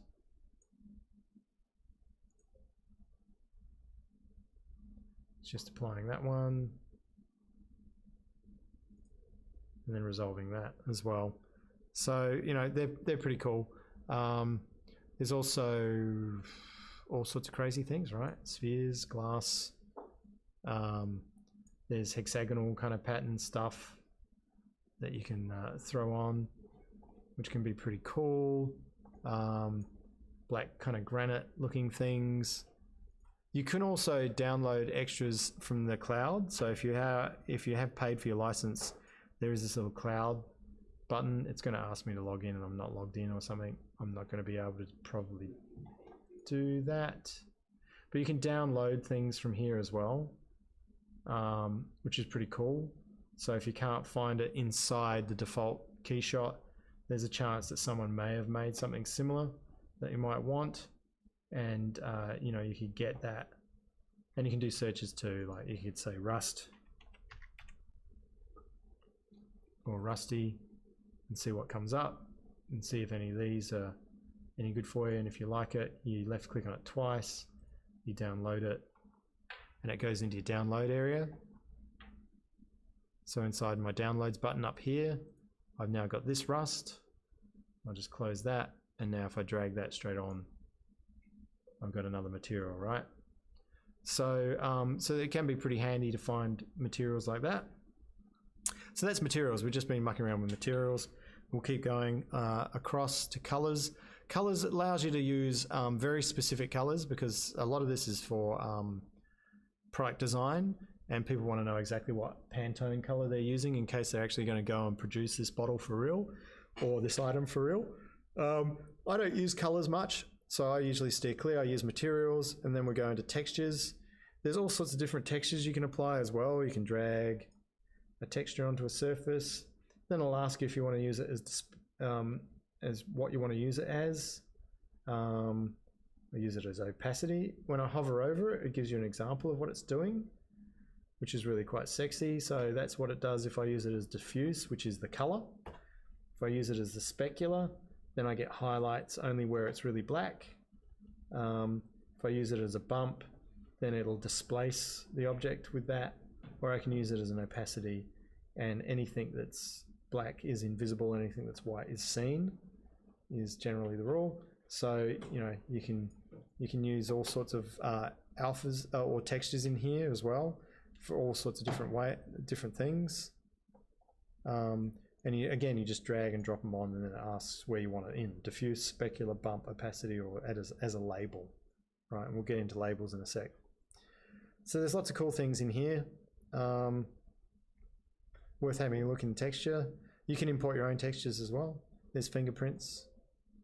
Let's just say label for now. Just go okay. What else? So environments. Now environments are HDRIs, and they're pretty much what lights your scenes is environments. That's the bulk of what lights your scene. So there's a default one when you just start Keyshot. Let's just zoom out. And down a bit. So if I keep zooming out, you will see that he's inside a bubble. So he's literally sitting inside a sphere, right? This is a circle of a sphere or a big bubble, and he's inside there. And projected around the curvature of this bubble is the lights, right? The lighting environment. And this is kind of how they do things in movie anyway, in films, is when there's a set or a location, they'll go in, they'll set it all up with lighting, they'll have the characters act inside it, and there might be a monster in that scene as well, which there's just some dude in a green suit or a guy holding a stick with a ping pong ball on the end. He represents the creature, and we'll replace that later, but they will take a high dynamic range photograph of the entire stage and set, based by standing in the middle of the set. And that will allow us to project all that information onto a dome, all that high dynamic range photography. We can project it onto a sphere like this, and then we can go in there and we can put our character inside that, and we should know that it's going to be lit exactly like the actor was lit on set. So this is a HDRI. Now you can select photo reference. They've got photos, so this is a bathroom with a toilet. You can just drag them on. Again, like anything, it's just click and drag. So I'm just left clicking, dragging it on. You can see that this object's being projected into the sphere as a HDRI, and we can see what our character's doing, right? And, you know, we can zoom in. So now we're inside the bubble with him, and he's being lit by this environment. And this is when this stuff really shines, is when there is, you know, before when we added these reflected surfaces, they look pretty dull because they're just in a gray kind of digitally manufactured environment. So I'm just going to drag this new environment in. Let's just use the default one that comes with it. Startup. That's the background that comes with it. So if I go back to that, you can see it's nowhere near as interesting. The way the gold's behaving and the metal's behaving is nowhere near as interesting as when you drag in an actual environment. Things start to behave a lot differently. You can see the gold on his leg now doing some crazy stuff because it's reflecting a real environment, right? And this is behaving as you would expect if you were in this environment just standing on this grassy knoll near the beach. that should be fairly accurate for the materials we're assigning to him. So that's pretty much it. You go, you know, I pretty much select an environment that I think is going to be pretty cool. Usually I like low sun environments, that's just me. So I look for ones with sort of a low sun, or even some of these bright interiors can be quite nice and dynamic. We're going to talk about how we manage and manipulate these environments in a minute. But also there's back plates, right? So you can drag these on and it'll pretty much just swap out that lit background with a plate. Now this is not a, it's not lighting my character. And it's always the same in scene. So even though I'm zooming out, I can't get outside of that bubble now, right? Technically I'd be outside of that bubble now, but I can't because I've got a back plane in there. It's like a JPEG or whatever, or a PSD or a TIFF or some image sitting in the background. So this could be your background, right? A background you make up inside Photoshop. You can import it and plug it in the background like this and then get all your lights to try and mimic what your plate is, right? Favorites, I don't know, ignore it. Models, yeah, you could just drag in extra spheres and whatever, but we did it via going edit, add geometry. Now adding geometry does become handy, and I'll explain why in a minute, because there are some materials that are actually lights. So inside light, there are actually lights. So you could, let's just click the plus button. You could use an area light, for instance. Well, let's just try we'll use an area light. So I can drag that area light onto that sphere. And if we zoom in on his head and that sphere, you can see that that area light that's there is actually illuminating him, right? So it's like a bit of a sun kind of light. He's catching light from that sphere on his surface, right? Because if I go edit, undo, replace that material, he's not being lit by that anymore. It's just sort of dropped off. I can make it a bit more obvious, but anyway, we'll keep that area light for now.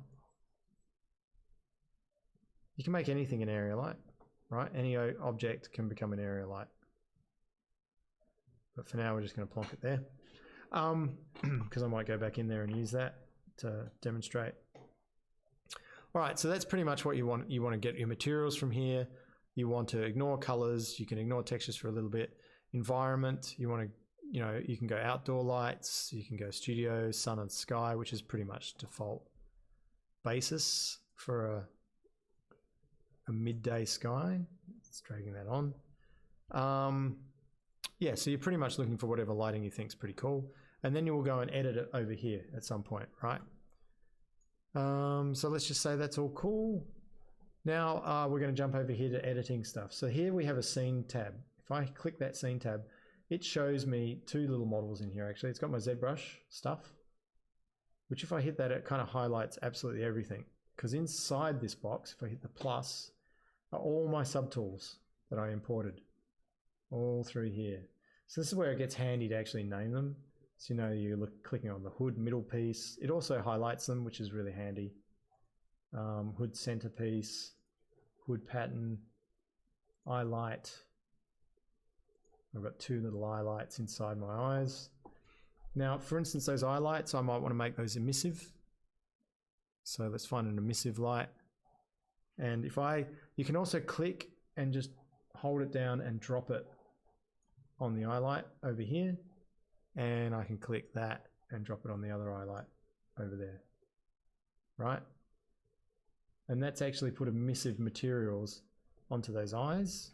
So if I zoom in and tumble around those eyes, it's now actually emitting a light from those eyes, which is cool.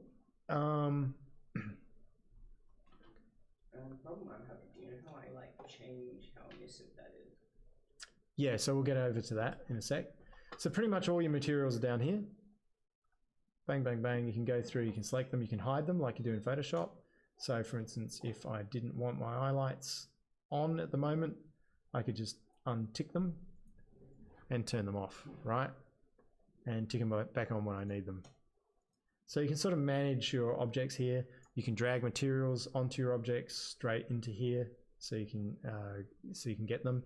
Sometimes it's very hard to, if you drag them straight into here and hold Alt, it can sometimes just overwrite your color work or your spotlight work. So it's better usually to hold Alt and drag it onto the mesh to keep your color work. But sometimes it's hard to isolate things because they might be, you know, like for instance here, this emissive light is actually underneath a spherical eye that I've assigned glass to. So if that's a problem, you're better off turning off something so you can get underneath it and then drag onto it. Yep. Picture I'm having now. So I'm dragging the emissive material on, and I see it, and then it disappears. Okay. That the object actually vanishes. But it's on. Yeah. And if it's I undo, the material comes back, but it's not emissive like it's the old material. So yeah, if I'm dragging the emissive material on, it just disappears. Yeah. Weird. And have you tried it with the other different materials, other surfaces, other OBJs? No. Apparently a few people are having that problem. Saxon's having the problem. Liam's having the problem. Interesting. Let's try it again. It worked on another material? On another object? Yes, stupid the red one, and I want to use the red one. Using area lights or emissive light? Wait, that's a good question. This isn't area light. Yeah, okay, so I find emissive lights behave better. Okay, So just filter for emissive only and drag those on. Don't use area lights or blah, blah, blah. Setting something up and nothing happened. So emissive is probably the way to go. You get a choice of like a warm, a neutral, a cool. We're going to tweak them a bit. Anyway, I'll talk a little bit about tweaking materials. No, emissive disappears too. It disappears as well. I don't need lights. It's fine. No, they're pretty sexy. It might be a glitch on the software you got. What version of Keyshot are you running? 9.3. Oh, okay. Pretty much latest greatest until 10 any day now. Cool. I'll work it out. It's fine. All right. Yeah, it sounds a bit glitchy, but emissive lights generally I find behave pretty well. You know, I can sort of drag them on. Why would you want emissive T? Yeah, well, you never know what you want. But yeah, anyway, they look to be working on most of my things. You're gonna make the stuff in the face clear, like you were saying. Yep, transparent, semi-transparent. Well, that is actually a clear material, but it just depends where your light is to how you're going to see that. You probably want the light quite strong. At the moment, the light's pretty, you know, all over the shop. Don't know about this blue light that it came in with. Just interesting where that is, but we might find that at some point. So that's pretty much your scene, right? And there's two. If I just inside here is that sphere as well, so I can hide that sphere, and it can either be giving off some light or not, right? So that's kind of handy as well. So that's your scene area. That's pretty much all your OBJs or your models, your subtools is in here. Then your materials is, this is where you start to change the materials, right? So for instance, for the eye, now you can click on the material and it will take you to that material. So this is that plastic cloudy shiny yellow 3mm thick or something, whatever it is. That's the name they give it. But here you can give it your own name. So generally I try and give my own name so I know what I'm doing. And also if I wanted to save that material because I'm happy with it, I'm not going to overwrite the existing one. So I'm just going to call this plastic head cover. That'll do. Just press enter on that and now it's plastic head cover. That's fine. Now inside this plastic there's all sorts of properties. It's not probably going to show up very well on this. I might just grab a different background, a different environment. Outdoor, something, interior, one of my faves. Just make it a bit brighter. So because I linked this material plastic head cover, when I dragged it in, I let it link to these other subtools because I want them to behave the same, right? But what it's going to allow me to do now is go in and tweak this material, but it's going to affect all the ones it's linked to, right? They're all sharing this same material. So inside properties, you've got things like transparency, cloudiness, reflective index. If you hover over it usually tells you the value, reflective index, value that defines how much light bends when reflected or refracted based on true materials, right? And it sort of says that a waxy one's 1.44 and a polypropylene is 1.49. So you can go and drag these sliders and see what it does to the material. So it's getting a lot more refractive, right? Light's really going all crazy through it. So you can change these sort of sliders, right? I think my material is actually low res at the moment. The one I've imported is actually low res, so that's why it's looking pixelated. That's a low res import, which means inside ZBrush, that part of my model, I'm guessing, was, if I can get there, pretty low poly. So if I was to hold Alt, tap on that, if I was to go in there and see what the geometry is, so if I divided that, you can see that it's smoother, and that will actually help when I import it into Keyshot. Like I need to divide more things, hey, to get me up to 23 million.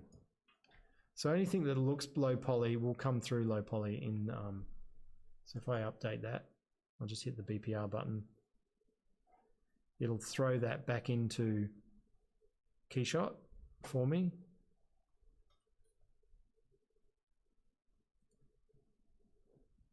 And it should be higher resolution. So now you can see the resolution on that bottom lip is a lot better than what it was before.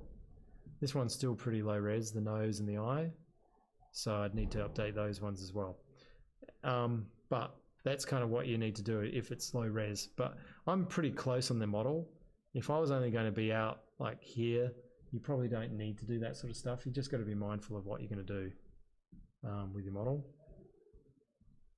Anyway, so you can go and change sliders on things. It's probably easier to look at something like, I'm going to translucent. I'm going to apply, I'm not sure if I did apply a translucent.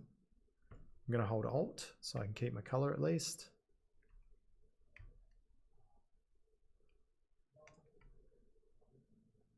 I'm going to link that. So it's got some pretty cool translucent materials. I'm just going to left click on that twice, and that throws me to that translucent material. Here I can call it bone. They probably have a bone material actually. So now I know it's called bone, right? And it's linked, the jaw is linked to the top of the head. Now there's things like surface color. There's a surface color attached. There's different things on different materials, right? But here there's a surface color, and I can click that. There's a mid-tone gray applied, but I want it just to be neutral, so I'm going to drag that up to white. So it's almost like tinting everything with that surface color. Then there's a subsurface color. Because this is a skin or a flesh, there is some subsurface underneath. I'm going to make that red so it feels like it's a blood or something underneath the skin. And then you've got translucency, which is kind of like how translucent the material is, so how much light gets through this material. I'm going to drag that, I'm going to punch a number in quite high. It says 0.1 at the moment. I'm going to punch in 12, which is really high, and you can see what it's doing. So you can see some red coming through now, and that's actually material that I selected this color for, and that's underneath the surface. So it's going to try and mathematically cheat what it looks like having some subsurface material.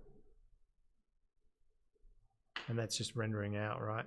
Now, you'll see that render time gets slower and slower the more sort of trickier materials you start using, because it pretty much has to resolve the way light's moving through a plastic and then hitting another surface underneath that's subsurfacey, and then that light's moving through as well. So it's trying to work all this out before it can render.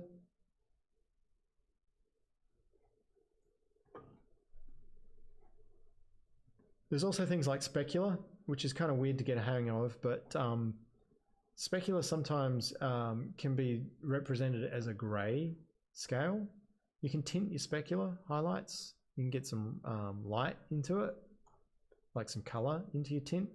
But generally speaking, if you go really dark on your specular, then you've got less light specular. It's like almost going black on an alpha. If you go somewhere in the mid, you've got mid specular, and you go right up to the top, you got your top kind of specular. Roughness is also something very similar to specular. It depends on how. So if I go down to 0, it's telling the surface that you're really smooth, right?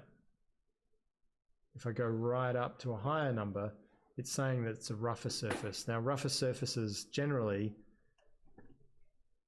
bounce the light around a little bit and soften it, whereas a smooth surface like glass, a glass finish, will actually be really quite reflective. So there's kind of, it's really tricky to understand the difference between specular and roughness. Like there's so many different shaders. I'd try not to get too messed up with it all. I'm just looking for something that is responding how I want it to respond. You'll get used to this sort of stuff if you start looking into it, but in a basic sense, you don't have to go that deep. Textures as well. So you can see that this box is ticked, and that's because the texture that's here is actually the one that got imported, that I kept by holding Alt. So that's my painting texture. That's sitting in here. You can apply other textures, specular, bumps, and opacities. Let's try a bump. So if I left click in here twice, it'll open up a directory for me to find a bump map that I might want to put in there. I could use one from the texture box that was over here. I could drag that in, or I can go and dig one. Let me just cancel this and just go in the texture box here, and I'll drag one in. So there's a galvanized one that might do. Let's try herringbone. So I'm just going to hold Alt and drag this across into my bump and let go. And now you can see on his bones that he's got a bump on him now of herringbone, right?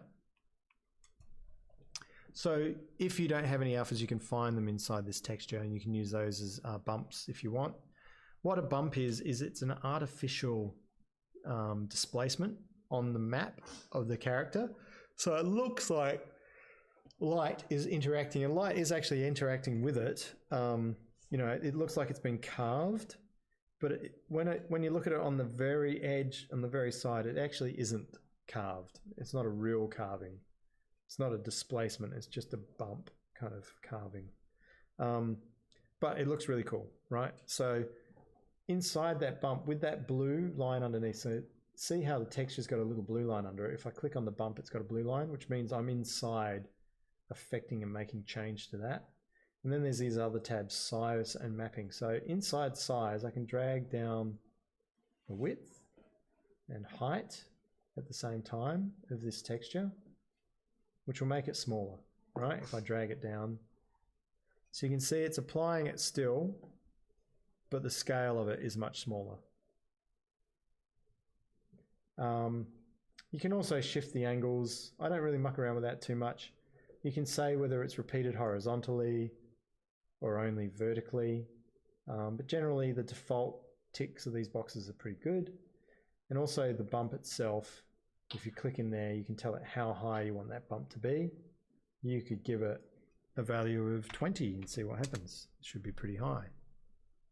So now it's really quite deep. It's trying to be as deep as it can, right? So there's a bump height, and there's also width and height, right? So that's just bump. Inside color is kind of the same thing. If we go scroll back up to the top, hit texture, I can do things like change the brightness on my texture, drag it up, and it gets brighter. So that can be handy too. If you painted a color and you're happy with it, but you really want it to be brighter, then you can drag up the brightness on it here. And you can change the contrast a little bit too if you want. Right, totally up to you. Can't find that material tab. I got scene in camera, but I don't have material. How'd you get that? This material tab here, Yeah. so it's not there. Window, view, window, and then you should be able to say toolbar and see if it appears. Window toolbar. Nope. Could it be your workspace? It's also project. So inside project, go down to project Project. and then across to material. Window project. Yep. Yep. Window project across to material and click that. Mm-hmm. Did that work? Oh yeah, it just looks different for me. That's weird. Okay. Yeah, so you can, inside this window, pretty much like Photoshop, I think I got it. pretty much like Photoshop, you can go into window and then you can say, you know, show me navigator, show me whatever, show me brushes. You can do that in window here as well, if things are missing. Yeah, you should be able to find everything in there. All right, so that's sort of mucking around with some materials a little bit. Specular, it works the same thing. Like specular is how light hits something. So if you've got a surface where it's maybe a nice chrome, but it's got rusty patches on it, then you can use specular, an alpha on specular that'll only let it show where it's not rusty. So on the shiny surface it's shiny and quite wet looking, and on the rusty surface it's matte. Now it works exactly the same way, you just drag an alpha in, but if you want to be very specific with it, for instance your texture is got red bits in it that are, or dark, you know, a dark sort of red bit area that's rust, and then a lighter silver area that's metal, you can actually drag your texture from a copy of it into this as well. So you can hold Alt and drag your texture into the specular as well, right?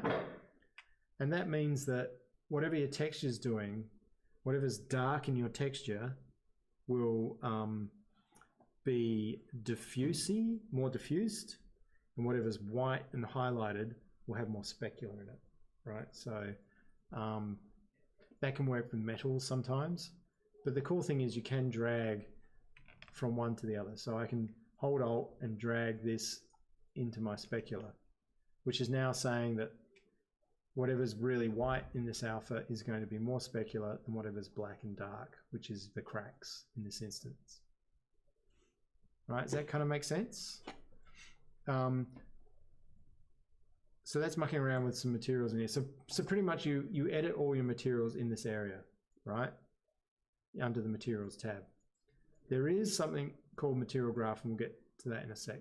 But over here is labels as well. Now labels are pretty sexy, but they're best used with PNGs that have alphas baked into them. I'm not sure if I've got any examples of that. I'm just going to go to add a label. So this little plus button here, you click that and then go add a label as a texture.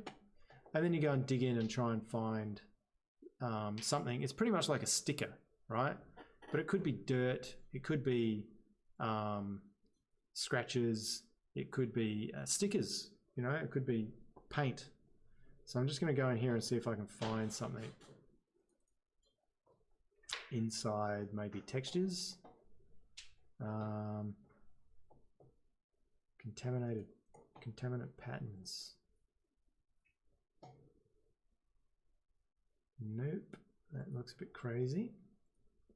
I'll try concrete texture. Just gonna go, because what I want to do is try and find dirt maps. Okay, so what you see here, these are TIFFs with alphas baked in. So this is pretty much just stuff I've prepared over the years of stuff with alphas. You can tell because it looks invisible, right? These are TIFFs with alphas, whereas these ones haven't had separation like their alpha separation. So they're not, you know, as good to use. So I'm just going to click on that and go open. I'm going to zoom out a bit so I can see where that label is. The label's down here, right? It's being projected down here, which is no good at the moment. So I want to translate that. I'm going to tick this little box. When you first import a label, it will give you this gizmo for you to put the label where you want. So, and it represents your label as a plane, right? So I'm going to zoom back in to this head. We should be able to see on his bones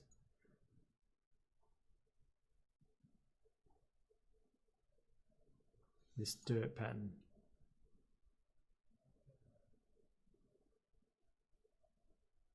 May be easier to see somewhere else. I'm just going to scale as well.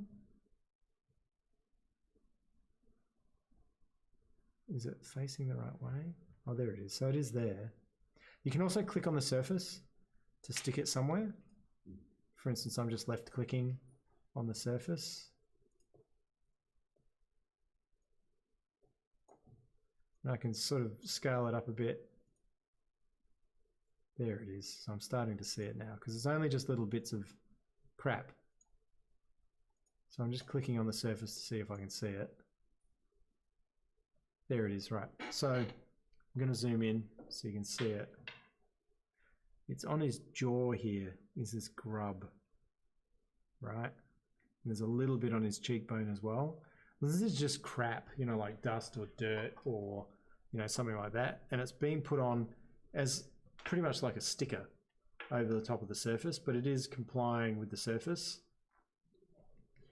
So you can also tell it what type of material that is. At the moment, as default, it's coming in here. If you look at this little box here, it's coming in as a plastic, but I could have it as a metal.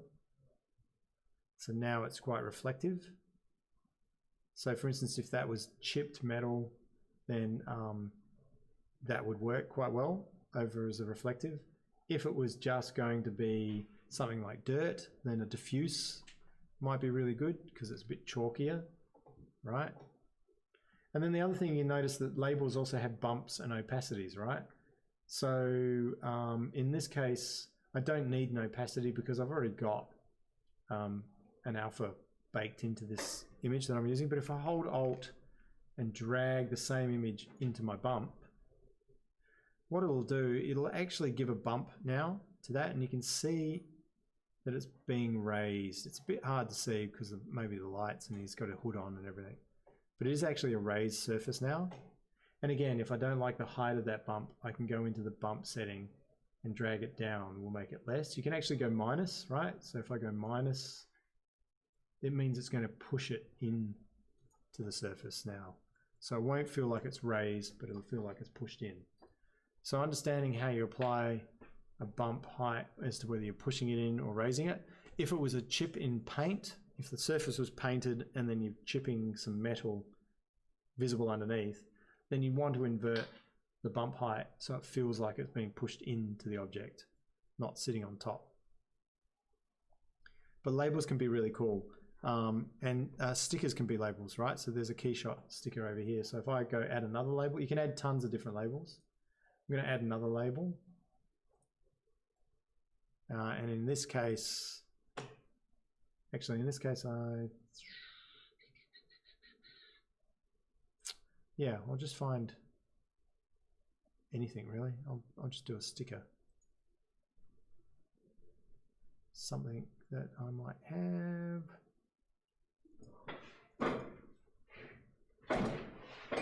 Well, I'll just use this anyway.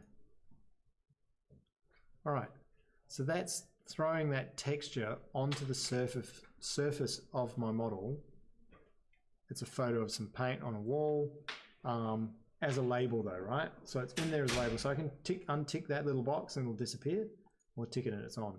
Now you notice that because it's stuck on top, it's destroying the bump map of that grid that I had. Now, if I wanted to use this as an alpha for opacity, I can hold Alt and drag the diffuse image into the opacity box.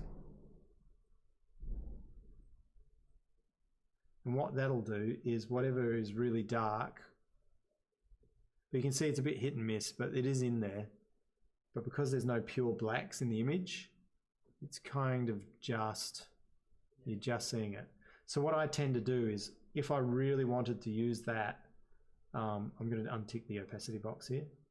If I really wanted to use this and only have the red paint area, I would put it inside Photoshop, this image, and I would make an alpha out of it so that only the red was visible, say, if that's what I wanted to use. And I'd make sure, and then I'd save it as a PNG or a TIFF with an alpha baked in, flat TIFF. Does everyone know how to do that? Or do they want me to show them? Do you know how to make like an alpha baked in, like a PNG or a, no, inside Photoshop? All right. Yeah. So inside Photoslop, hopefully there's a license for it.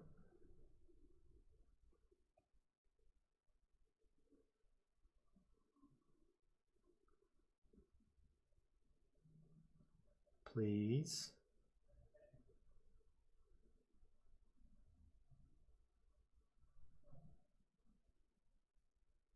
Good. All right. So, nice eye. So inside Photoshop, I can go and open that image. Inside my textures, I think I had, I can't remember which one it was, whether it was scratched or whether it was,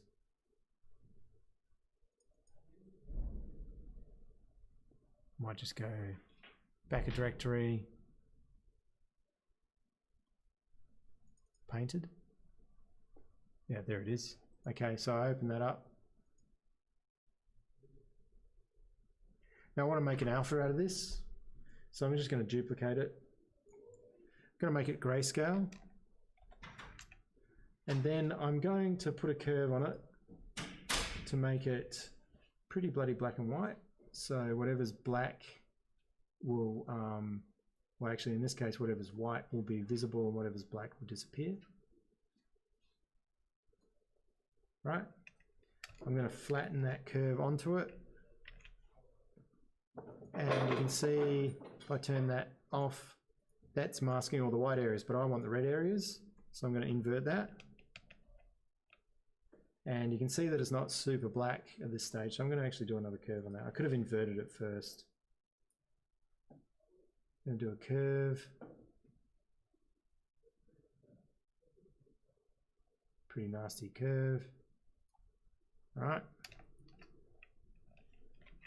So that's my mask, and I want to get it inside this. So I'm going to make a mask down here by clicking that little icon, and then I'm going to copy this,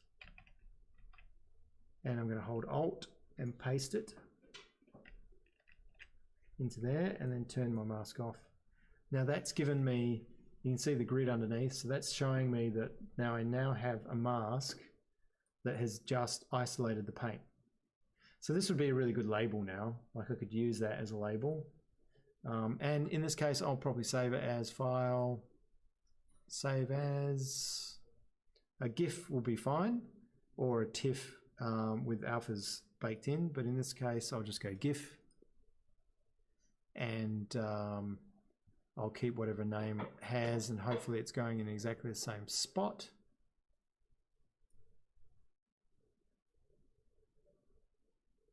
Whatever's default, I'll just let that play out. Couldn't be bothered. And then I'll go back into KeyShot and I'll load the gift one. Open that. Oh, it didn't keep the information. Why is that? Interesting. It says it's invisible. Let me cancel that, go back into Photoshop, and maybe I'll save this. It might be because it's got another layer in it, but I'm going to save it as a TIFF.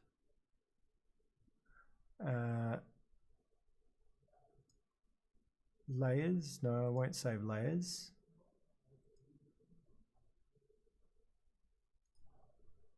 and I want to have none's fine. Save transparency, because we want the transparency on it. We'll save that, and I'll just see what happens if I load that now. Side key shot. There's the TIFF. Doesn't look like it's got it. Oh yeah, it's baked in there. Alright, so the TIFF's behaving how it should. So the GIF was a bit weird. Might have been one of the settings when I exported it, but it should take GIFs as well. But the TIFF with the transparency ticked is now in there. So I've now only got the paint in that box. So I could then hold Alt and drag that into the bump area as well. And that'll raise that painted area. And in the diffuse, I could go into the color settings and I could change the brightness to make it brighter if I wanted, or the contrast. And you can also blend with the color too if you wanted to. Like here it's blending with pure black, but I could blend with any kind of colors as well.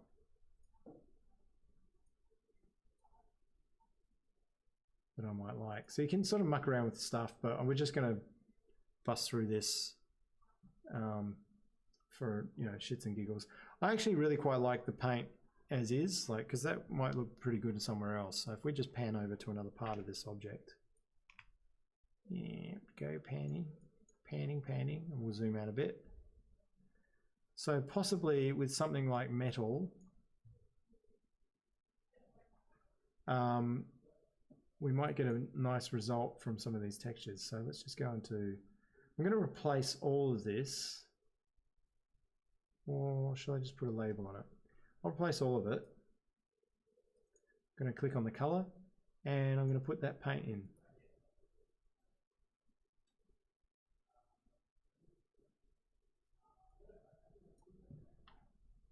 And then I'm going to change it from metal to diffuse so we can see it.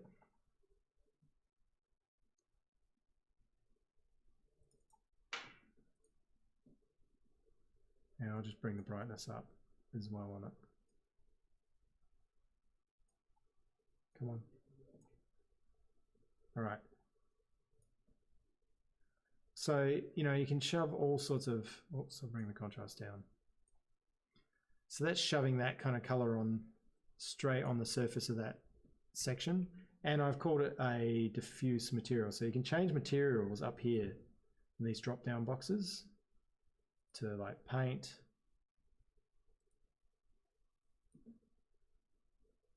glass, diffuse.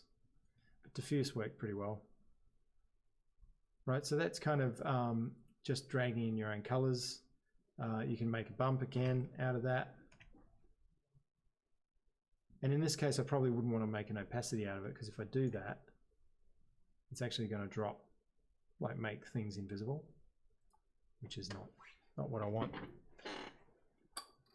Yeah, so, you know, that's mucking around with that kind of shit. Okay, so we're going to move on a little bit from scenes and materials, and we're going to just jump into camera. So pretty much at the moment you're in a free camera. You can see it's selected, which is enabling us to go everywhere, right? We can go wherever we like, rotate around, you know, pan and zoom and do whatever we like. But at some point you want to set up some cameras. So inside here you can actually add a camera. But first what you want to do before you add that camera is just move it to where you want it to be, right? So, you know, you frame it, dolly in a bit, pan. So if that was what I wanted as my camera, then I could click on this camera icon and it would put a camera there for me, but you need to lock it, right? Or give it a name. So I could say, you know, close or something, spelled incorrectly, and then I could lock it. Right, so that camera's locked. So now what you'll find is all these blue items for navigating through my scene are now disappeared, like they've gone grey, right? So that means I can't move when that camera is selected. So I need to go back to the free camera to be able to move again and find another camera. You know, so I could find another view and then say, yeah, I really like this one, and then do the same thing, keep saving cameras. Now, for this camera though, I'm going to open up some of these settings. So there's position and orientation, there's lens settings, there's stereo. We're going to ignore stereo. There's depth of field, which is pretty cool. So we're going to open these little tabs. So distance is pretty much how close we can move the camera to and from this character. And generally with distance, I just use these controls here to navigate around, like the dolly. Seems to do the same sort of trick, but you can fine tune a little bit here. I don't use azimuth and inclination. Inclination is going to rotate him up and down. You can use them if you want. I generally don't use them. There's a twist as well, so you can rotate the camera a little bit. Again, generally don't use it. Leave it at 0. Set camera target, that can be really handy. Pretty much if I click the set camera target, it allows me to click somewhere on my mesh and then tick, and then my camera now will always kind of, well, hang on.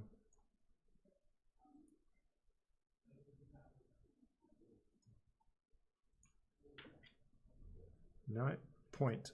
So I should be able to point to a bit on the model, and that centers that. So that when I rotate, yeah, it rotates around that point, right? So that can be sort of handy if you have a focal point that you want to make sure it stays in view. So for instance, I could set the camera for somewhere like in between his eyes or something. And then when I dolly around, it's always kind of rotating around that nose bridge area of him. So that can be pretty handy if you're so inclined, or you can turn it off. Walkthrough mode, don't really use that. Stay above ground, well, I don't really use that much either. So perspective view, the one thing I do use is this focal length down here quite a lot. So at the moment it's telling you what kind of lens you got, which is a 124mm lens. Now the human eye is something like, I think the human eye is something like a 30 or something lens, the equivalent to something like that. So that's kind of like you'd expect if you were standing next to him looking at him. But it's worth playing around with these lenses because you can go super duper wide, right? But it's crazy bad. But you know, having some lens distortion is pretty cool. A lot of the times I go for quite a long lens, which means if you're actually standing pretty far away and you're zooming in on the character, which means that it doesn't have as extreme perspective changes in it. But if you want some interest, you probably sit around the, 35mm, 60mm sort of range will give you a little bit more dynamics. So you want to set that up before you save a camera because it will save all this into your camera information as well. The other thing is depth of field. Our field of view kind of pretty much just moves the camera in and out. Once you've set your focal point, and that'll change according though. You'll see that changes to different middle lenses, right? But I generally just change the lens only. So the other thing is I've ignored stereo, but you can actually do stereo renders, which is kind of cool. It gives you a left and a right channel, so you can get stereo vision. But this is depth of field, so if you have this ticked, this can actually put a defocus on your model. There's a little, again, another crosshair here. If I hit that, I can tell it where I want it to focus. So for instance here, I'm going to click on its eye and say that's where I want you to focus. And then down here, you've got to click done, right? So this is now focusing on the eye, but you can see it's not much depth of field going on, but it is actually happening. You can see just around the edges of his armor plating, it's getting softer.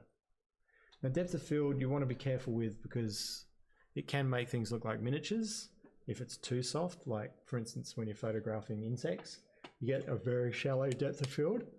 So if I was to change the f-stop, that tends to be the thing that changes the depth of field a lot. So I'm dragging the f-stop down a lot here. And you can see that the eye is staying in focus because that's what I selected as the important focal point. And everything else is falling in and out of focus from that based on this f-stop. So that behaves like cameras. If you change the f-stop and you have a shallow depth of field, it'll blow out like this, right? So that a little bit of that's kind of cool, but you know, it adds a nice effect too. I mean, it might be something you're after, but that's quite heavily done. So I'd suggest just creeping in a little bit is beneficial because it will really give you a true lens defocus, which is kind of nice. So that's pretty much all your camera. So if you're happy with that, you would click again the plus button to have a camera saved and then click the lock. So then you can jump from your different cameras here in your camera settings. This comes in really handy when you want to send off lots of renders. How are we doing for time? 8:15. All right, so that's using cameras, using materials. Now we're going to talk about the environment. So this is our background. At the moment, right down here, you can see the back plate that we dragged in. So I can turn that off by clicking, say, color, and that'll just give me a white background. I can change that by clicking on that color to any sort of background I like, any color I like, pressing OK. Or I can go back to lighting environment, which is actually the background. Now the sexy thing here is because I've got defocus on this camera, it's actually defocusing the HDRI in the background as well. So if you wanted that to render together, that's doing what realistically would happen to some extent, right? Which is pretty cool. Sorry? Yeah. If I go to another camera that doesn't have depth of field, then the background shouldn't be that blurry, but it is. So maybe that's in the settings. Certainly more on that.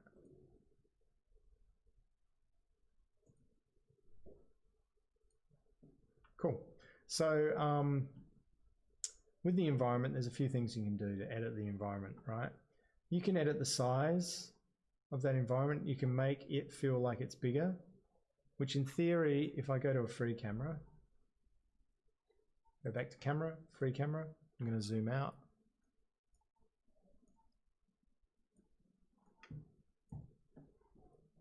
I'm actually going to turn off depth of field. So here's our character standing in that scene, right? Now, if I zoom out, he is actually quite small in that environment.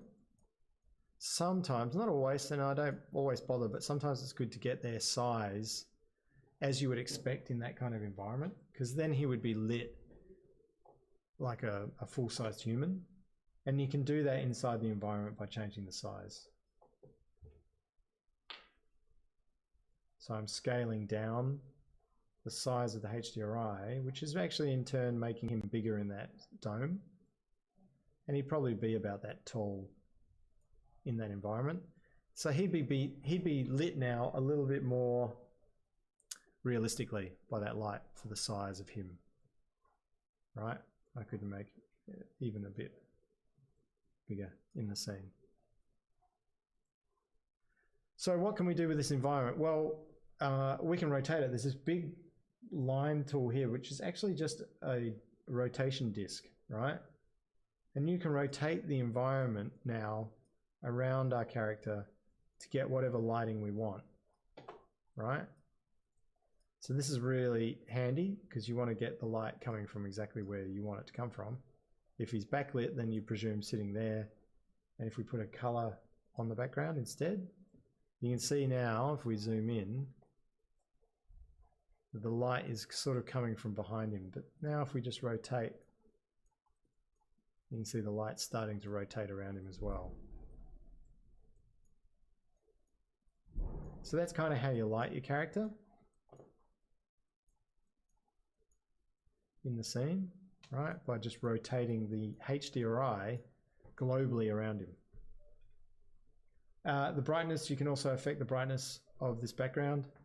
I like to crunch them down a bit, actually, make them a little darker, and then sort of pump the contrast up.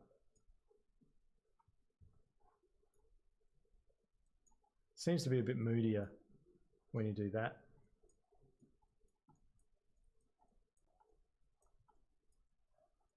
These aren't great materials on this character, so it's not really catching light as much as I would like. We'll just put some different materials on, just dragging shit on.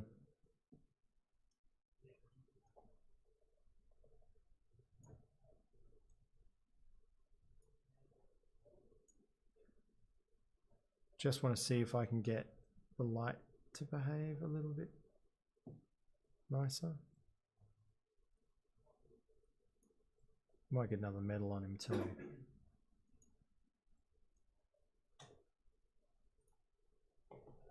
All right. So pretty much that's how you manipulate your environment.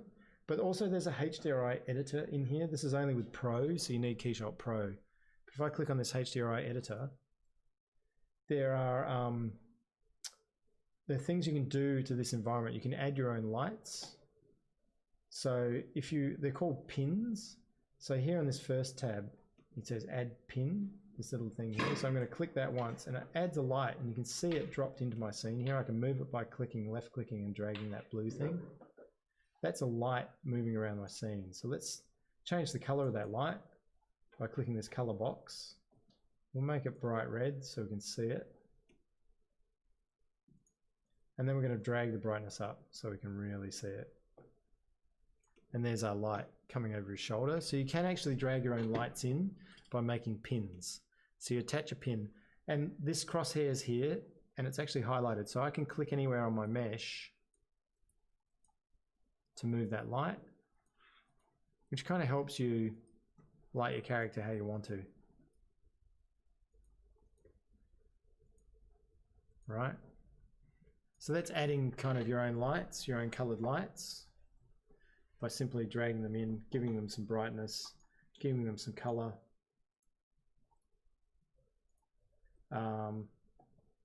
Yeah, and you can do other adjustments as well, like the fall off, just how strong that light is. So the higher the number, the softer the rim is around the light, which means it just falls off a lot softer. It's not so hard edged.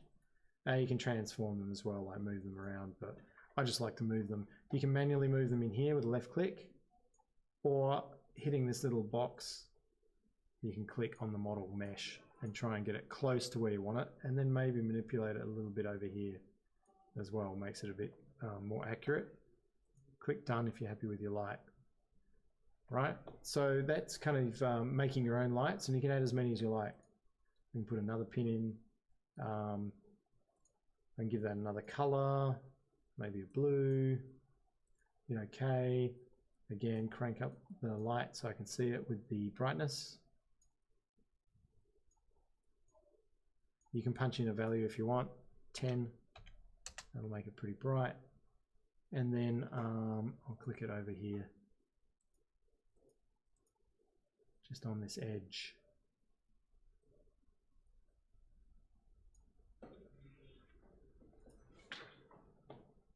Right, so that's making lights, and you can see them in your HDRI, which is really cool. So you can always go in and move them, or you can just untick them to hide them if you don't want them on at all, right?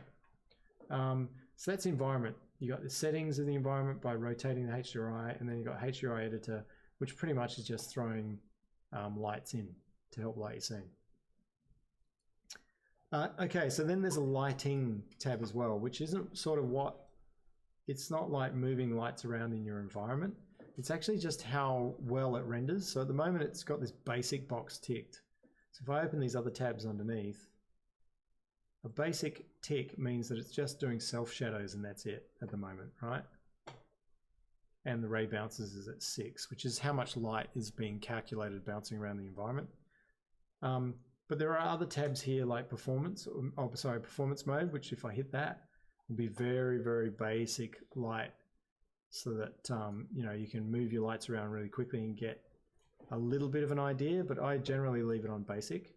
But if you want to do a beautiful render, then things like interior or jewelry are the ones you want to tick. Jewelry is really good because it starts putting on things like caustics and global illumination, right? You can see all these little extra boxes are being ticked. So you can manually tick these boxes, but generally just clicking from basic to interior or jewelry will up the resolution of the renders. So the calculations will be more involved. I'll just zoom in on the face.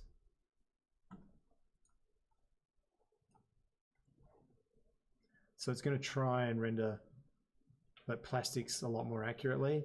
But what will happen is it'll take longer for your samples to go down. The time will take longer and your samples will be slower, right? Because you've ticked on more things for it to calculate.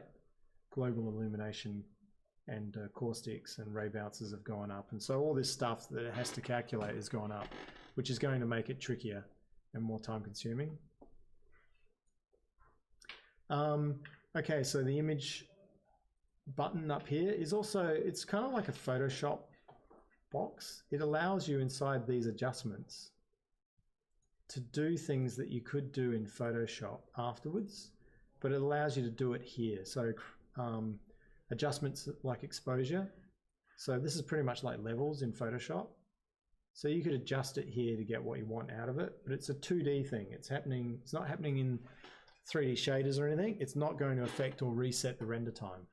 Me doing this, it's just me doing grades. Almost think of it like Photoshop. You know, I can denoise it if it was too noisy. That might be handy if you have little firefly things going on maybe. There's a bloom which will make light kind of intensity bloom, which is something I don't always, generally do too much of. But again, you could do that in Photoshop. Vignette, so that is pretty much just putting a black vignette around the edges. Again, you could do that in Photoshop, or you could do it here and bake it in. Chromatic aberration's the same kind of thing. It's kind of offsetting your channels so that you get your RGB sort of colors slightly offset, which again you could do in Photoshop instead. So, it's really up to you. Sometimes I play around in here. So I do use it, but not all the time. But generally it's lighting, environment, making cameras, changing your materials and playing with your materials, and selecting parts of your scene. So you do use most of the things in here. All right, so we're getting pretty low on time. So what I want to show you now is, I'll just see if I can open up another scene. File, open.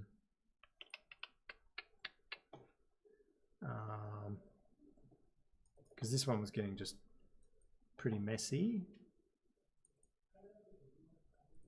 I should have a keyshot scene.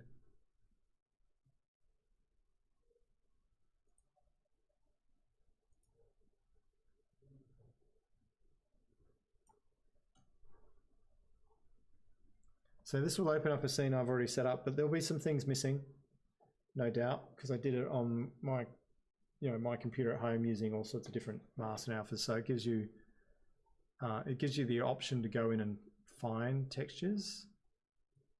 Black marble. I don't know if I want to do that. I'm just going to open it just because we're going to run out of time. I want to talk about rendering. So I've got all these errors because I didn't point it to where things were sitting. So it's missing a lot of stuff. Maybe I'll just use some of these for now.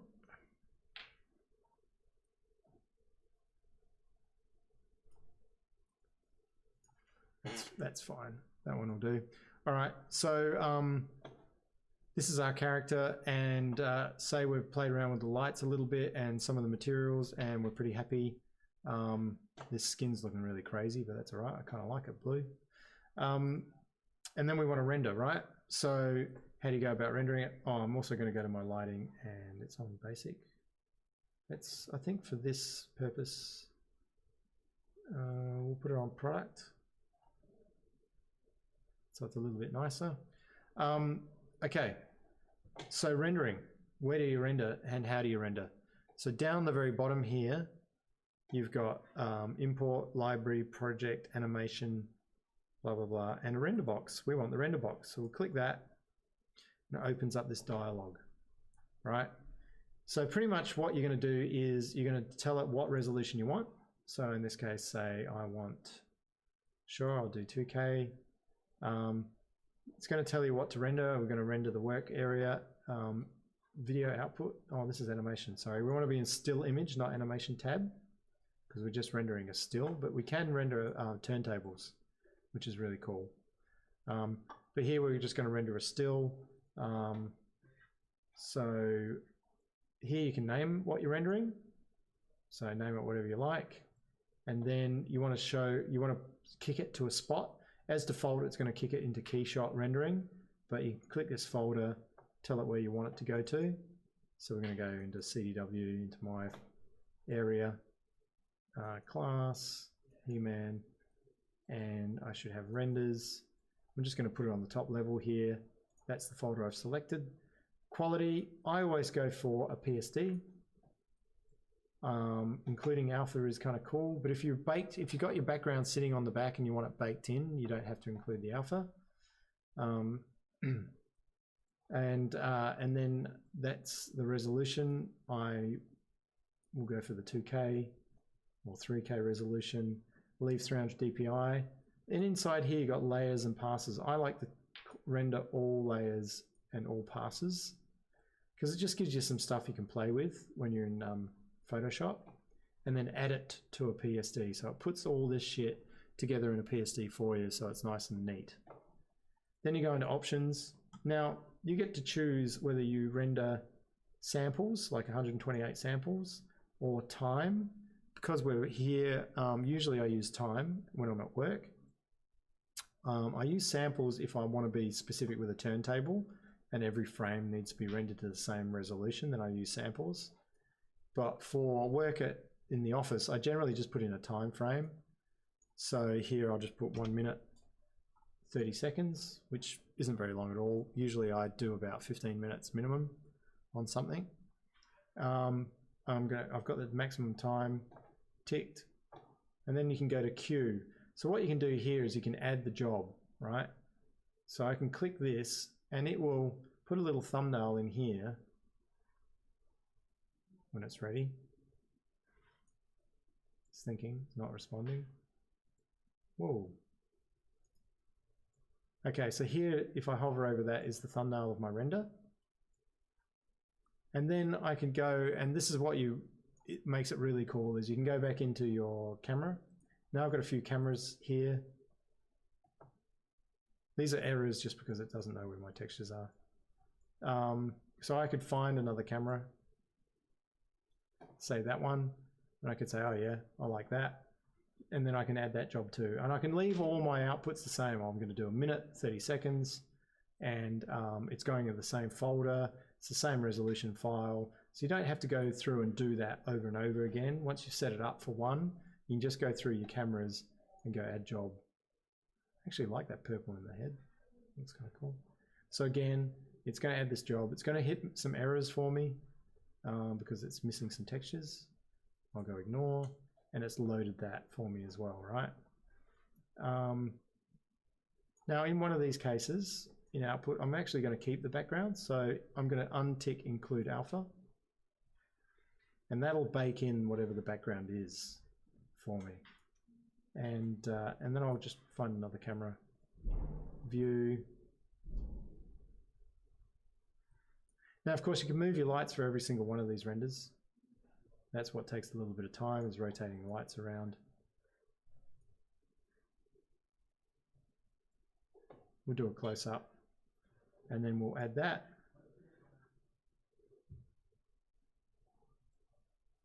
I'm going to get an error because it's missing shit.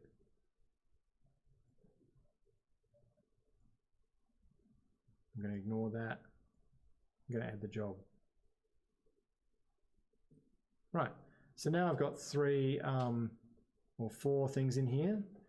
So once you're happy and you've loaded all your cameras and your different views, did I get 2 of those? I did. I'll delete one. So if you wanted to delete one, just go down here and delete that job. All right. So then you just hit process queue and then it'll go through and it'll render those for me for 1 minute and 30 seconds each. So it'll take a little bit to think, I guess, and set it all up. And then it'll render. So this is the little render box. Oh, shit. This isn't going to go so well. If it's having memory issues on the machine, the computer's having memory issues. Holy fuck, is it going to have another one? I could quit ZBrush. That will probably help.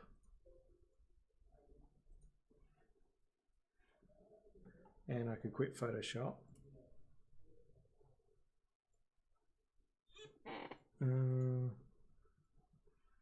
That might help as well.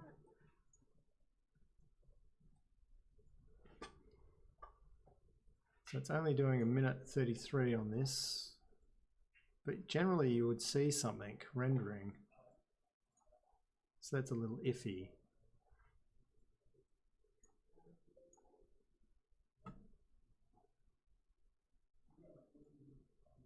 Weird.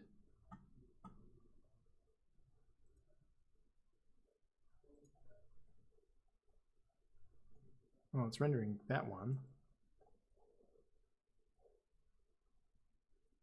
Now it's quite a high resolution render and it's rendering it with some depth of field on it because that camera had depth of field in it. And it's also only got 1 minute and 30 seconds. So it's telling me here it's 56% complete, I think. Although that should be counting down quite quickly, I would think, because 1 minute and 30 seconds isn't long. So the resolution of these renders isn't going to be great. Presumably it's done that one. Now it's going to open up the next one.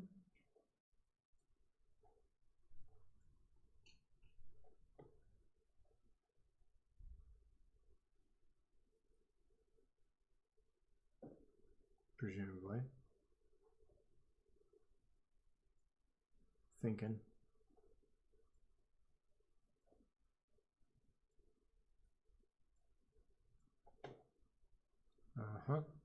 Anyway, while it's thinking about that, we can go and open up that other res. Can we close this window? Can we minimize? Come on.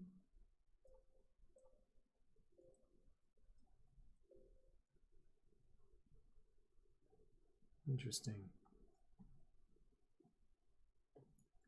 Let's open Photoshop. We'll go and we'll open that render that it just dumped out really quick. It's going to be pretty low resolution because of the time we gave it.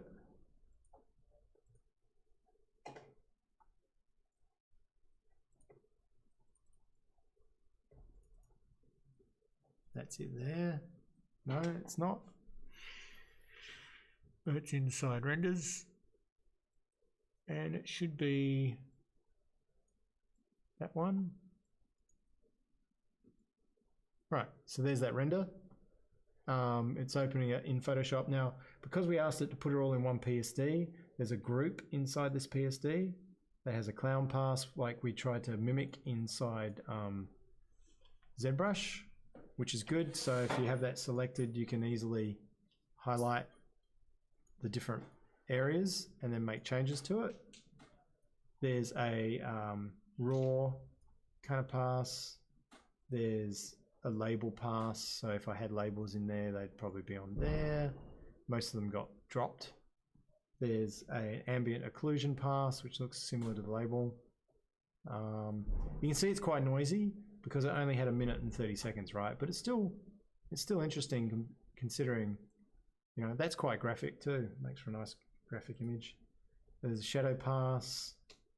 There's a refraction pass. There's a reflection pass that's happening on the metal sort of bits. And caustics, there shouldn't really be much happening in caustics, I wouldn't think. Global illumination, so there are some things that are being lit from bounce light from other areas. There's a lighting kind of pass, diffuse, and the normals pass as well, right? So you're getting all these kind of fairly tasty sort of passes in there, admittedly at fairly low resolution. And then there's the beauty. So because we had the alpha transparency ticked, it dumped the background completely, but gave me the rendering asset on a perfect alpha, which means I can just drop my own kind of color into the background, right? Yeah, so that's pretty much Keyshot in a nutshell. It's 840. It's pretty down and dirty and rough because we only get one class to do it. But just by, even with a grayscale character, even if you imported into Keyshot, I don't know why it's not rendering anymore. Seems a bit weird. It should go through and just keep loading all these. But I'm going to dump that. At least it rendered one. God bless you. Yeah, so, you know, pretty much it's moving those lights around because you get realistic lights. And even if you imported a grayscale like model, even if everything on this character was just a plastic, let's find a plastic or something, or what have they got? Stone tool translucent. So even if everything on this character was just a translucent,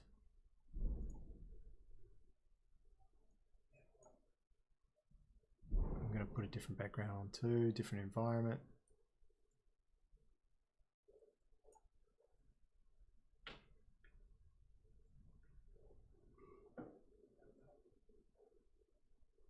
So it can actually give you really nice renders just with grayscale. So you could just go through and assign everything like a gray material. And you'd still get some really nice lighting out of it.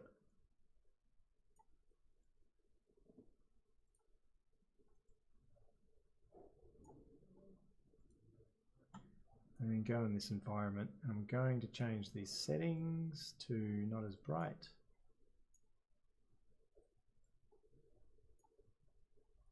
And bring the contrast up a bit.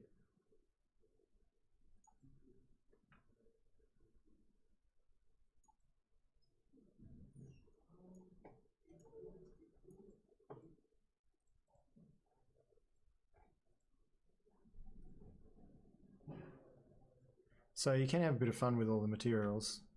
It is, you know, it's time consuming. It takes a little while for you to get your head around what materials do what, how they behave.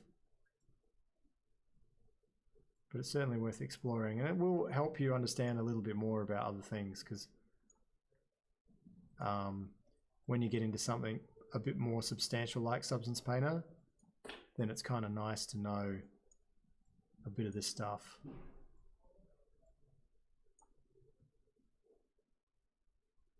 All right, so that's making everything a little bit more grayscale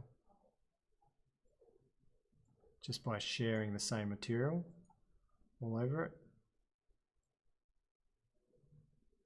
So when you start to light this character, it should behave quite nicely too.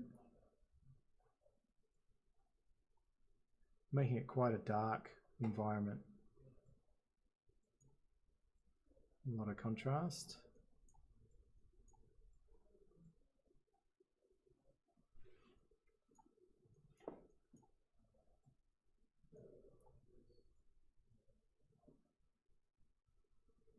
And then if I wanted to add some pins in there for lights, I go to the HDRI editor, add a light, and then hit where I want it to touch. Maybe that cheekbone. Come on now. It's all my missing materials is freaking it out. Go back into my environment. grab this light, make it pretty bright. Gonna make this like 20, something crazy, crazy bright, and maybe give it a tiny tint. That skin and bones coming out awesome. On the side of his head. Yeah, some of it was pretty good. I think I need to. It's one of those things. It's just how long you spend tweaking something. Really does make a difference. But so yeah, you can start putting in crazy lights, your own little lights. I put another pin in, and then this pin I might make blue. Do the old James Cameron. Go OK, and then I'll hit this little move icon, this little crosshairs, blue crosshairs, and I'm just going to tap somewhere on the mesh to get that light there. I'm going to change the brightness of it a lot. Make it a bit bluer than that.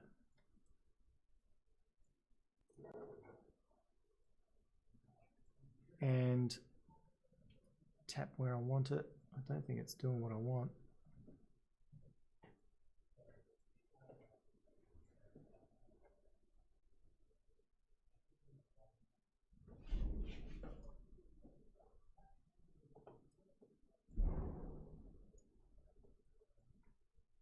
Yeah, so you can start to light, muck around with your lights by putting in pins, moving the HDRI around. And you can see that the shadows start to resolve themselves with the light. It takes a little bit of time. It's only on 6 samples, but it's slowly going through and rendering better and better resolution. Now, if you were just working inside this window and you went and had a coffee break or something, and then you came back and you thought, holy shit, my samples up here in this box are now, 1,000 or something, and it's taken an hour and I was gone for an hour from my desk, but you wanted to keep that image as it was, then down here there's a screenshot button, just bottom right. So instead of going in and then saying, oh shit, I need to re-render all this, bloody hell, that's a pain in the ass, you could actually just go and get this screenshot button and just click that. And I think it saves a screenshot of real-time window. But does it tell you where it's going? Doesn't. I think you just need to, I can't remember where it saves it to, but there is a directory inside the Keyshot that saves a screenshot of that at screen res. Where's these materials? Cornea Glow, Emissive. I'm going to drag an emissive onto those eyes. Oh, so I've got Cornea Glow.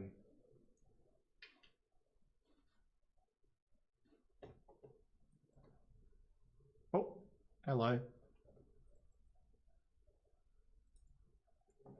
Was that a crash? No. It was just Photoshop was really freaking out.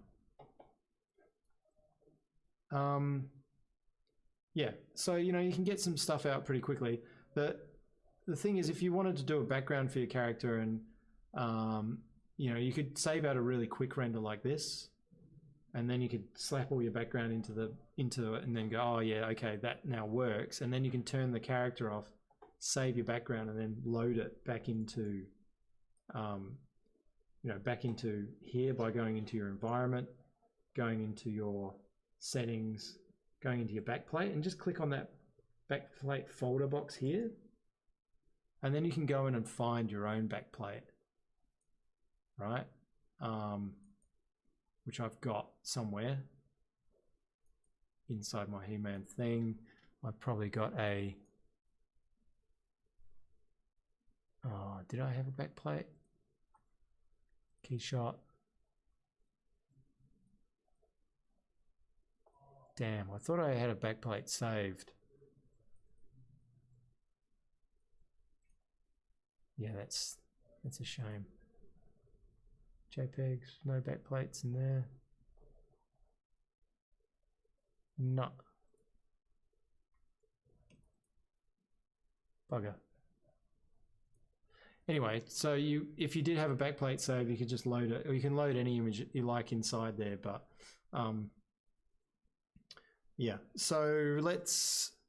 And this is one of the nicest ways to actually render a character in Keyshot is to keep it very simple, like just to have it as a diffuse character with just one material all over it, and then drag lights in and light it that way. It makes things a bit simpler to understand because you're not seeing light over all sorts of different colors over different surfaces and whatever else. So lighting like this can actually be quite a good way of just understanding how to make things look cinematic without the complications of too much color or too many different surface materials. Anyway, so that's Keyshot and how to render. You need obviously RAM or scratch disk space to be able to bloody do it, which this machine for some reason didn't have. I'm going to close, well, I'll just minimize Keyshot for now. And I'll just open up a higher res image, which hopefully I have.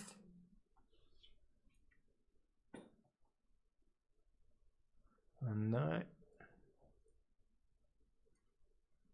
Class He-Man.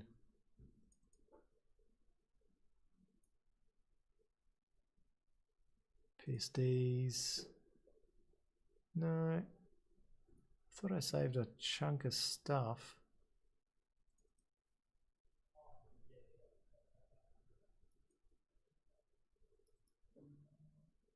That's just the shit that we did for my class. Well, that's weird. I'm sure I chucked some stuff on here, but obviously not. Renders? Oh, okay. All right. So, you know, you can do things. Let's just go render somewhere down here. Scratch disk's full. That really sucks. I'm definitely going to close.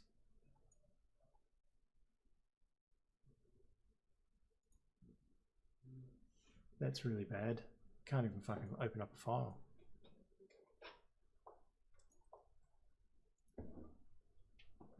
All right.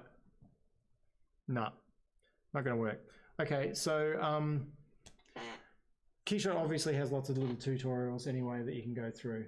There is, I've closed my Keyshot now, that there are ways of editing materials even more precisely than what I was doing just there. There's like a graph editor where you can go in and it's like nodes and you can, you know, change colors. You can put color nodes in, you can put all these other sort of nodes in to muck around with it and make it a little bit more complex.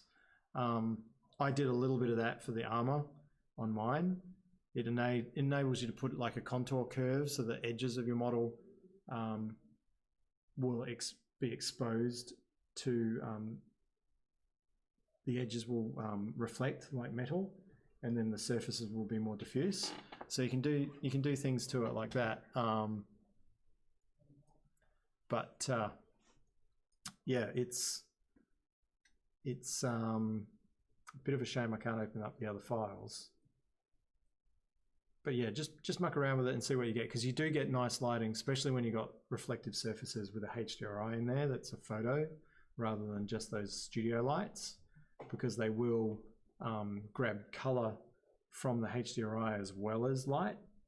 Because if it's in a grass environment, then you'll get a lot of bounce light from the grass on your character, or if it's in a desert environment, you'll get a lot of warm sand kind of bounce light on your character as well.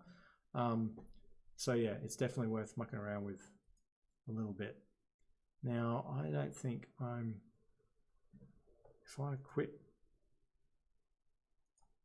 my Photoshop, will it clear the scratch disk? I wonder.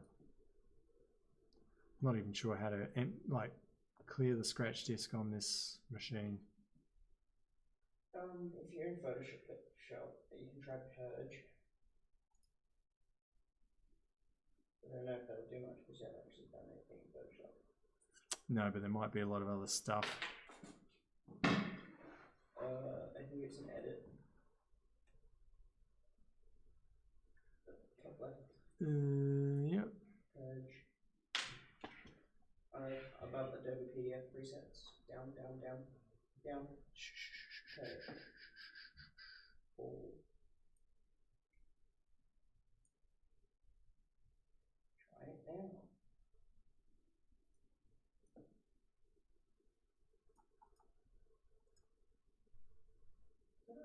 Oh, okay. Cool. All right. So I'll see if I've got one that's.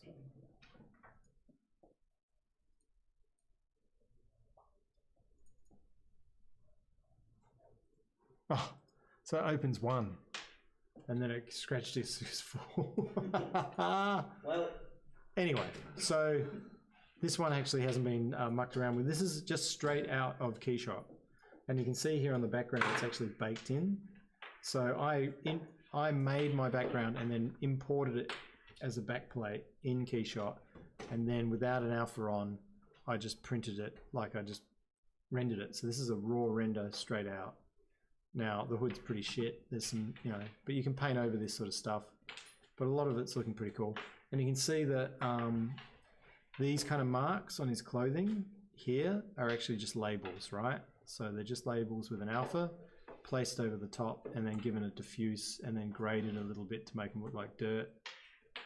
Same on the armor here, this sort of rust stain and this rust drip is a label stuck on over the top. So labels are pretty cool when you use them just sort of here and there. They can look pretty sexy. And then of course the light here is emissive inside a glass sphere. So it's kind of illuminating through the glass sphere, and the glass sphere is an orange kind of glass as well. So, you know, and then the depth of field is baked into this too. So you can see the fall off out of focus and then in focus and then back out of focus a little bit. So again, that kind of stuff is really good from Keyshot. So, you know, with a little bit of time sitting down and concentrating, once you've done this to one angle, all your other cameras will have this information on them and you can render them out really quickly without having to photo bash them much at all. And that's straight out of Keyshot. So even if you didn't have time, you could probably send it to a client at least for them to get a bit of an idea on what's going on without having, you know, and most of the time it's just the rendering. And I think this was like on my machine, it was 15 minutes to render this. And again, all your passes are in there. I feel like I know less about Keyshot looking at it. Oh, really?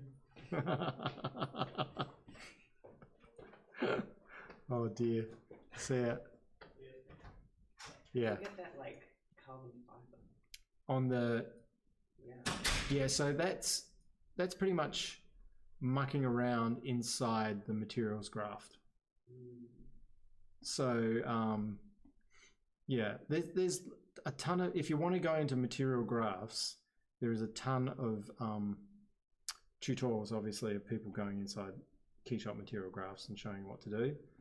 But generally what I do is I'll drag something on that I think is similar to what I want.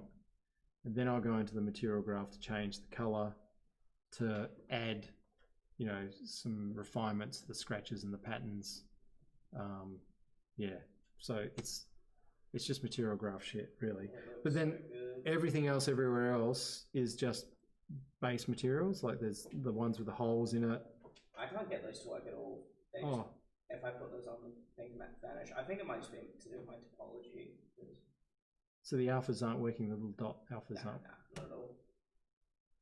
Yeah, right. Because that's what this is too. That's just an alpha. I assume I'll work it out. If not, I'll just paint it in. At this point, Yeah. I want to spend more time with Keyshot Right. in the future, anyway. But Yeah, Z remeshing can really help getting a nicer mesh, right? So especially yours is quite angular, so you want to make sure it's keeping the contour edges on and all that sort of stuff when you Z remesh. Those two buttons that you want to make sure are on. Yeah, I mean, try it. Let's just try a piece. Try cleaning it up and just putting it back in. That's the thing. It's just working out what is breaking and what's not for you, and then feeding it back in with some changes and seeing whether that helps. Also, because I've just done a bust, I'm starting to feel a bit limited in like the way I'm presenting it. I'm not sure what to do with it. I don't know, because I don't want it to be just floating in space. Yeah. But then, I don't know, doing it, matching it, painting in the arms is just never going to happen. Yeah, right. So, yeah. It's never going to happen. It's never going to happen. Yeah. You look, I think a waist shot is fine, right? Like a bust is fine. You just want to focus on at least one angle that looks really cool. Yep. And then if you're running it through Keyshot, you know, use some labels to try and get some chips and scrapes on it, but you're going to have to make alphas out of those labels in Photoshop, like I did with that paint really quickly. And then save those out with TIFF with a transparency flat, and then open that up and use the labels and just add all your little bits and pieces like that. If you can go into the cloud and grab materials, sometimes you can find really cool metal damage materials as well. Otherwise, yeah, I certainly look up a tutorial on how to use a material graph inside Keyshot and just have a bit of a play around. But at the core, the best thing you can do as students is Substance Painter, right? Like mucking around with Substance Painter is a really good place to be at. And start off really simply, like this is really quite complex. So in Substance Painter, it would take me forever just to work out how to do the metal material. And then you're just fucking worn out, right? And stressed. So you're probably better off just having a sphere that you import and then just putting a metal material on that and making that look cool and saying, oh shit, that looks cool. I'll save that, that's my metal material, and then bring another sphere in and do a leather material and go, oh yeah, that looks cool, that's my leather, I'll save that. Just playing around with just simple geometry to get the understanding of how the process works is probably more beneficial than saying, I want this photo real, it's really complex. Yeah. Because it'll just frustrate you. You're better off paring everything back and working on simple little tasks. You know, showing it passes, it's looking so good. inside the Photoshop, yeah, just like turn them all up on see it. well, that's the clown, of course. That's like they say it's raw. I don't know what that is. Wow, that's so cool. Yeah, they're pretty cool. Some of these things. Label pass, which generally should just give you your labels. So things go a bit weird. The ambient occlusion pass, which is pretty cool. Like when I saw you sculpting, I was like, what the hell is he doing? But now it's rendered, it's like, oh my god, that looks amazing. Yeah, this is just extracting, right? Yeah, it's all just extracting masks. And then we were doing... done more of that, because it looks insane. Yeah, layering is important, I reckon. Having layers really helps, because it's just cheats complexity into it. And it's just patterns within patterns within patterns, right? It's almost like when you're a kid and you just doodle the same shapes over and over again, but you've done thousands of them, and it just looks cool. Well, I'm all for layering, because I love drawing robots. I mean, if I'm looking at that, it's like, it looks super daunting, but then if I think about it in the context of, you know, drawing, it's like, oh, well, actually, if you break it down, I suppose. Yeah, definitely. Go back to that great one. The shadow, that was just shadow, yeah. That's really cool. And in some of these areas, you can see where my surface has gone through another surface, like there as well. There's some glitches going on in some spots, like here.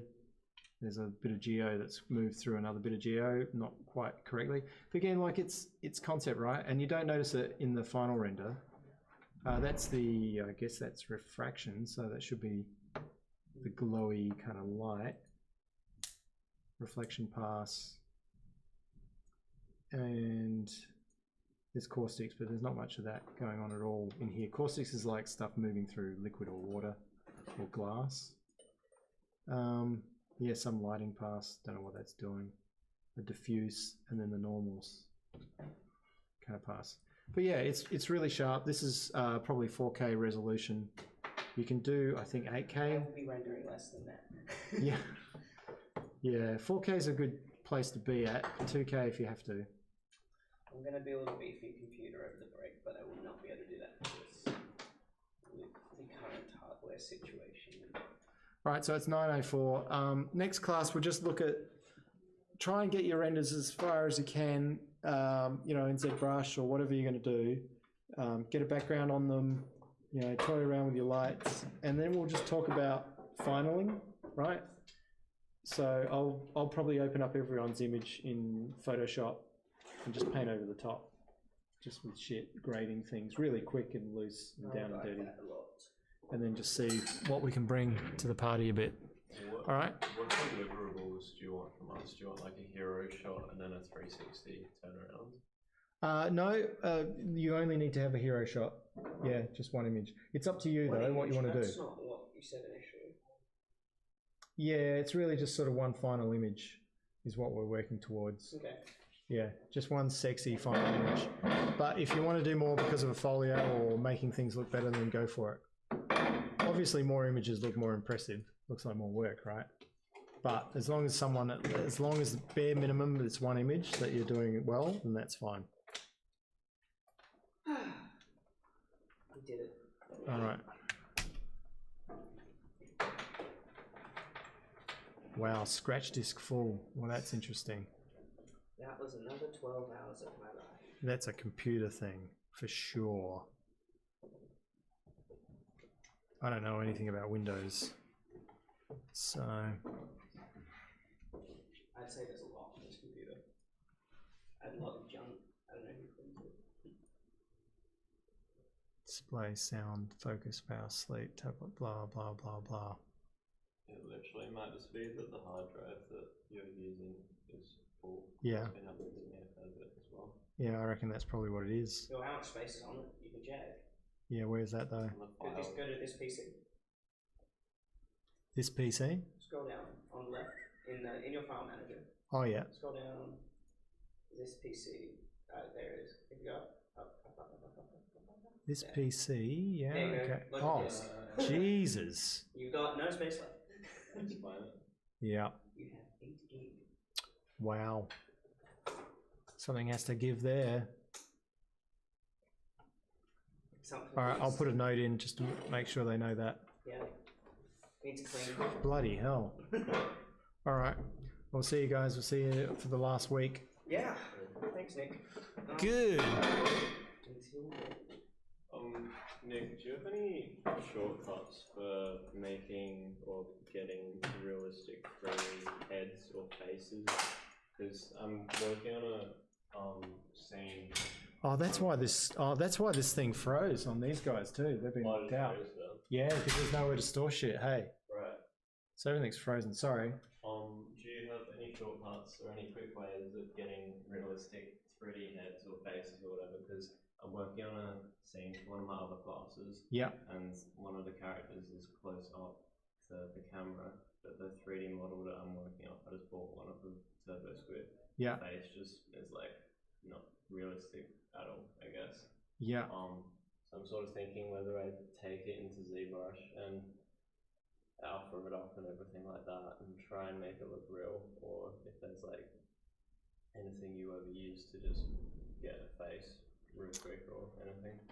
Is it Daz or something? Yeah. There are some cheaper kind of software that you can export characters and Yeah. stuff around with them. But you can do body weights and that too, right? I'm not even sure if it's free. I thought that That's was. just free. It's Yeah. a bit, I don't know.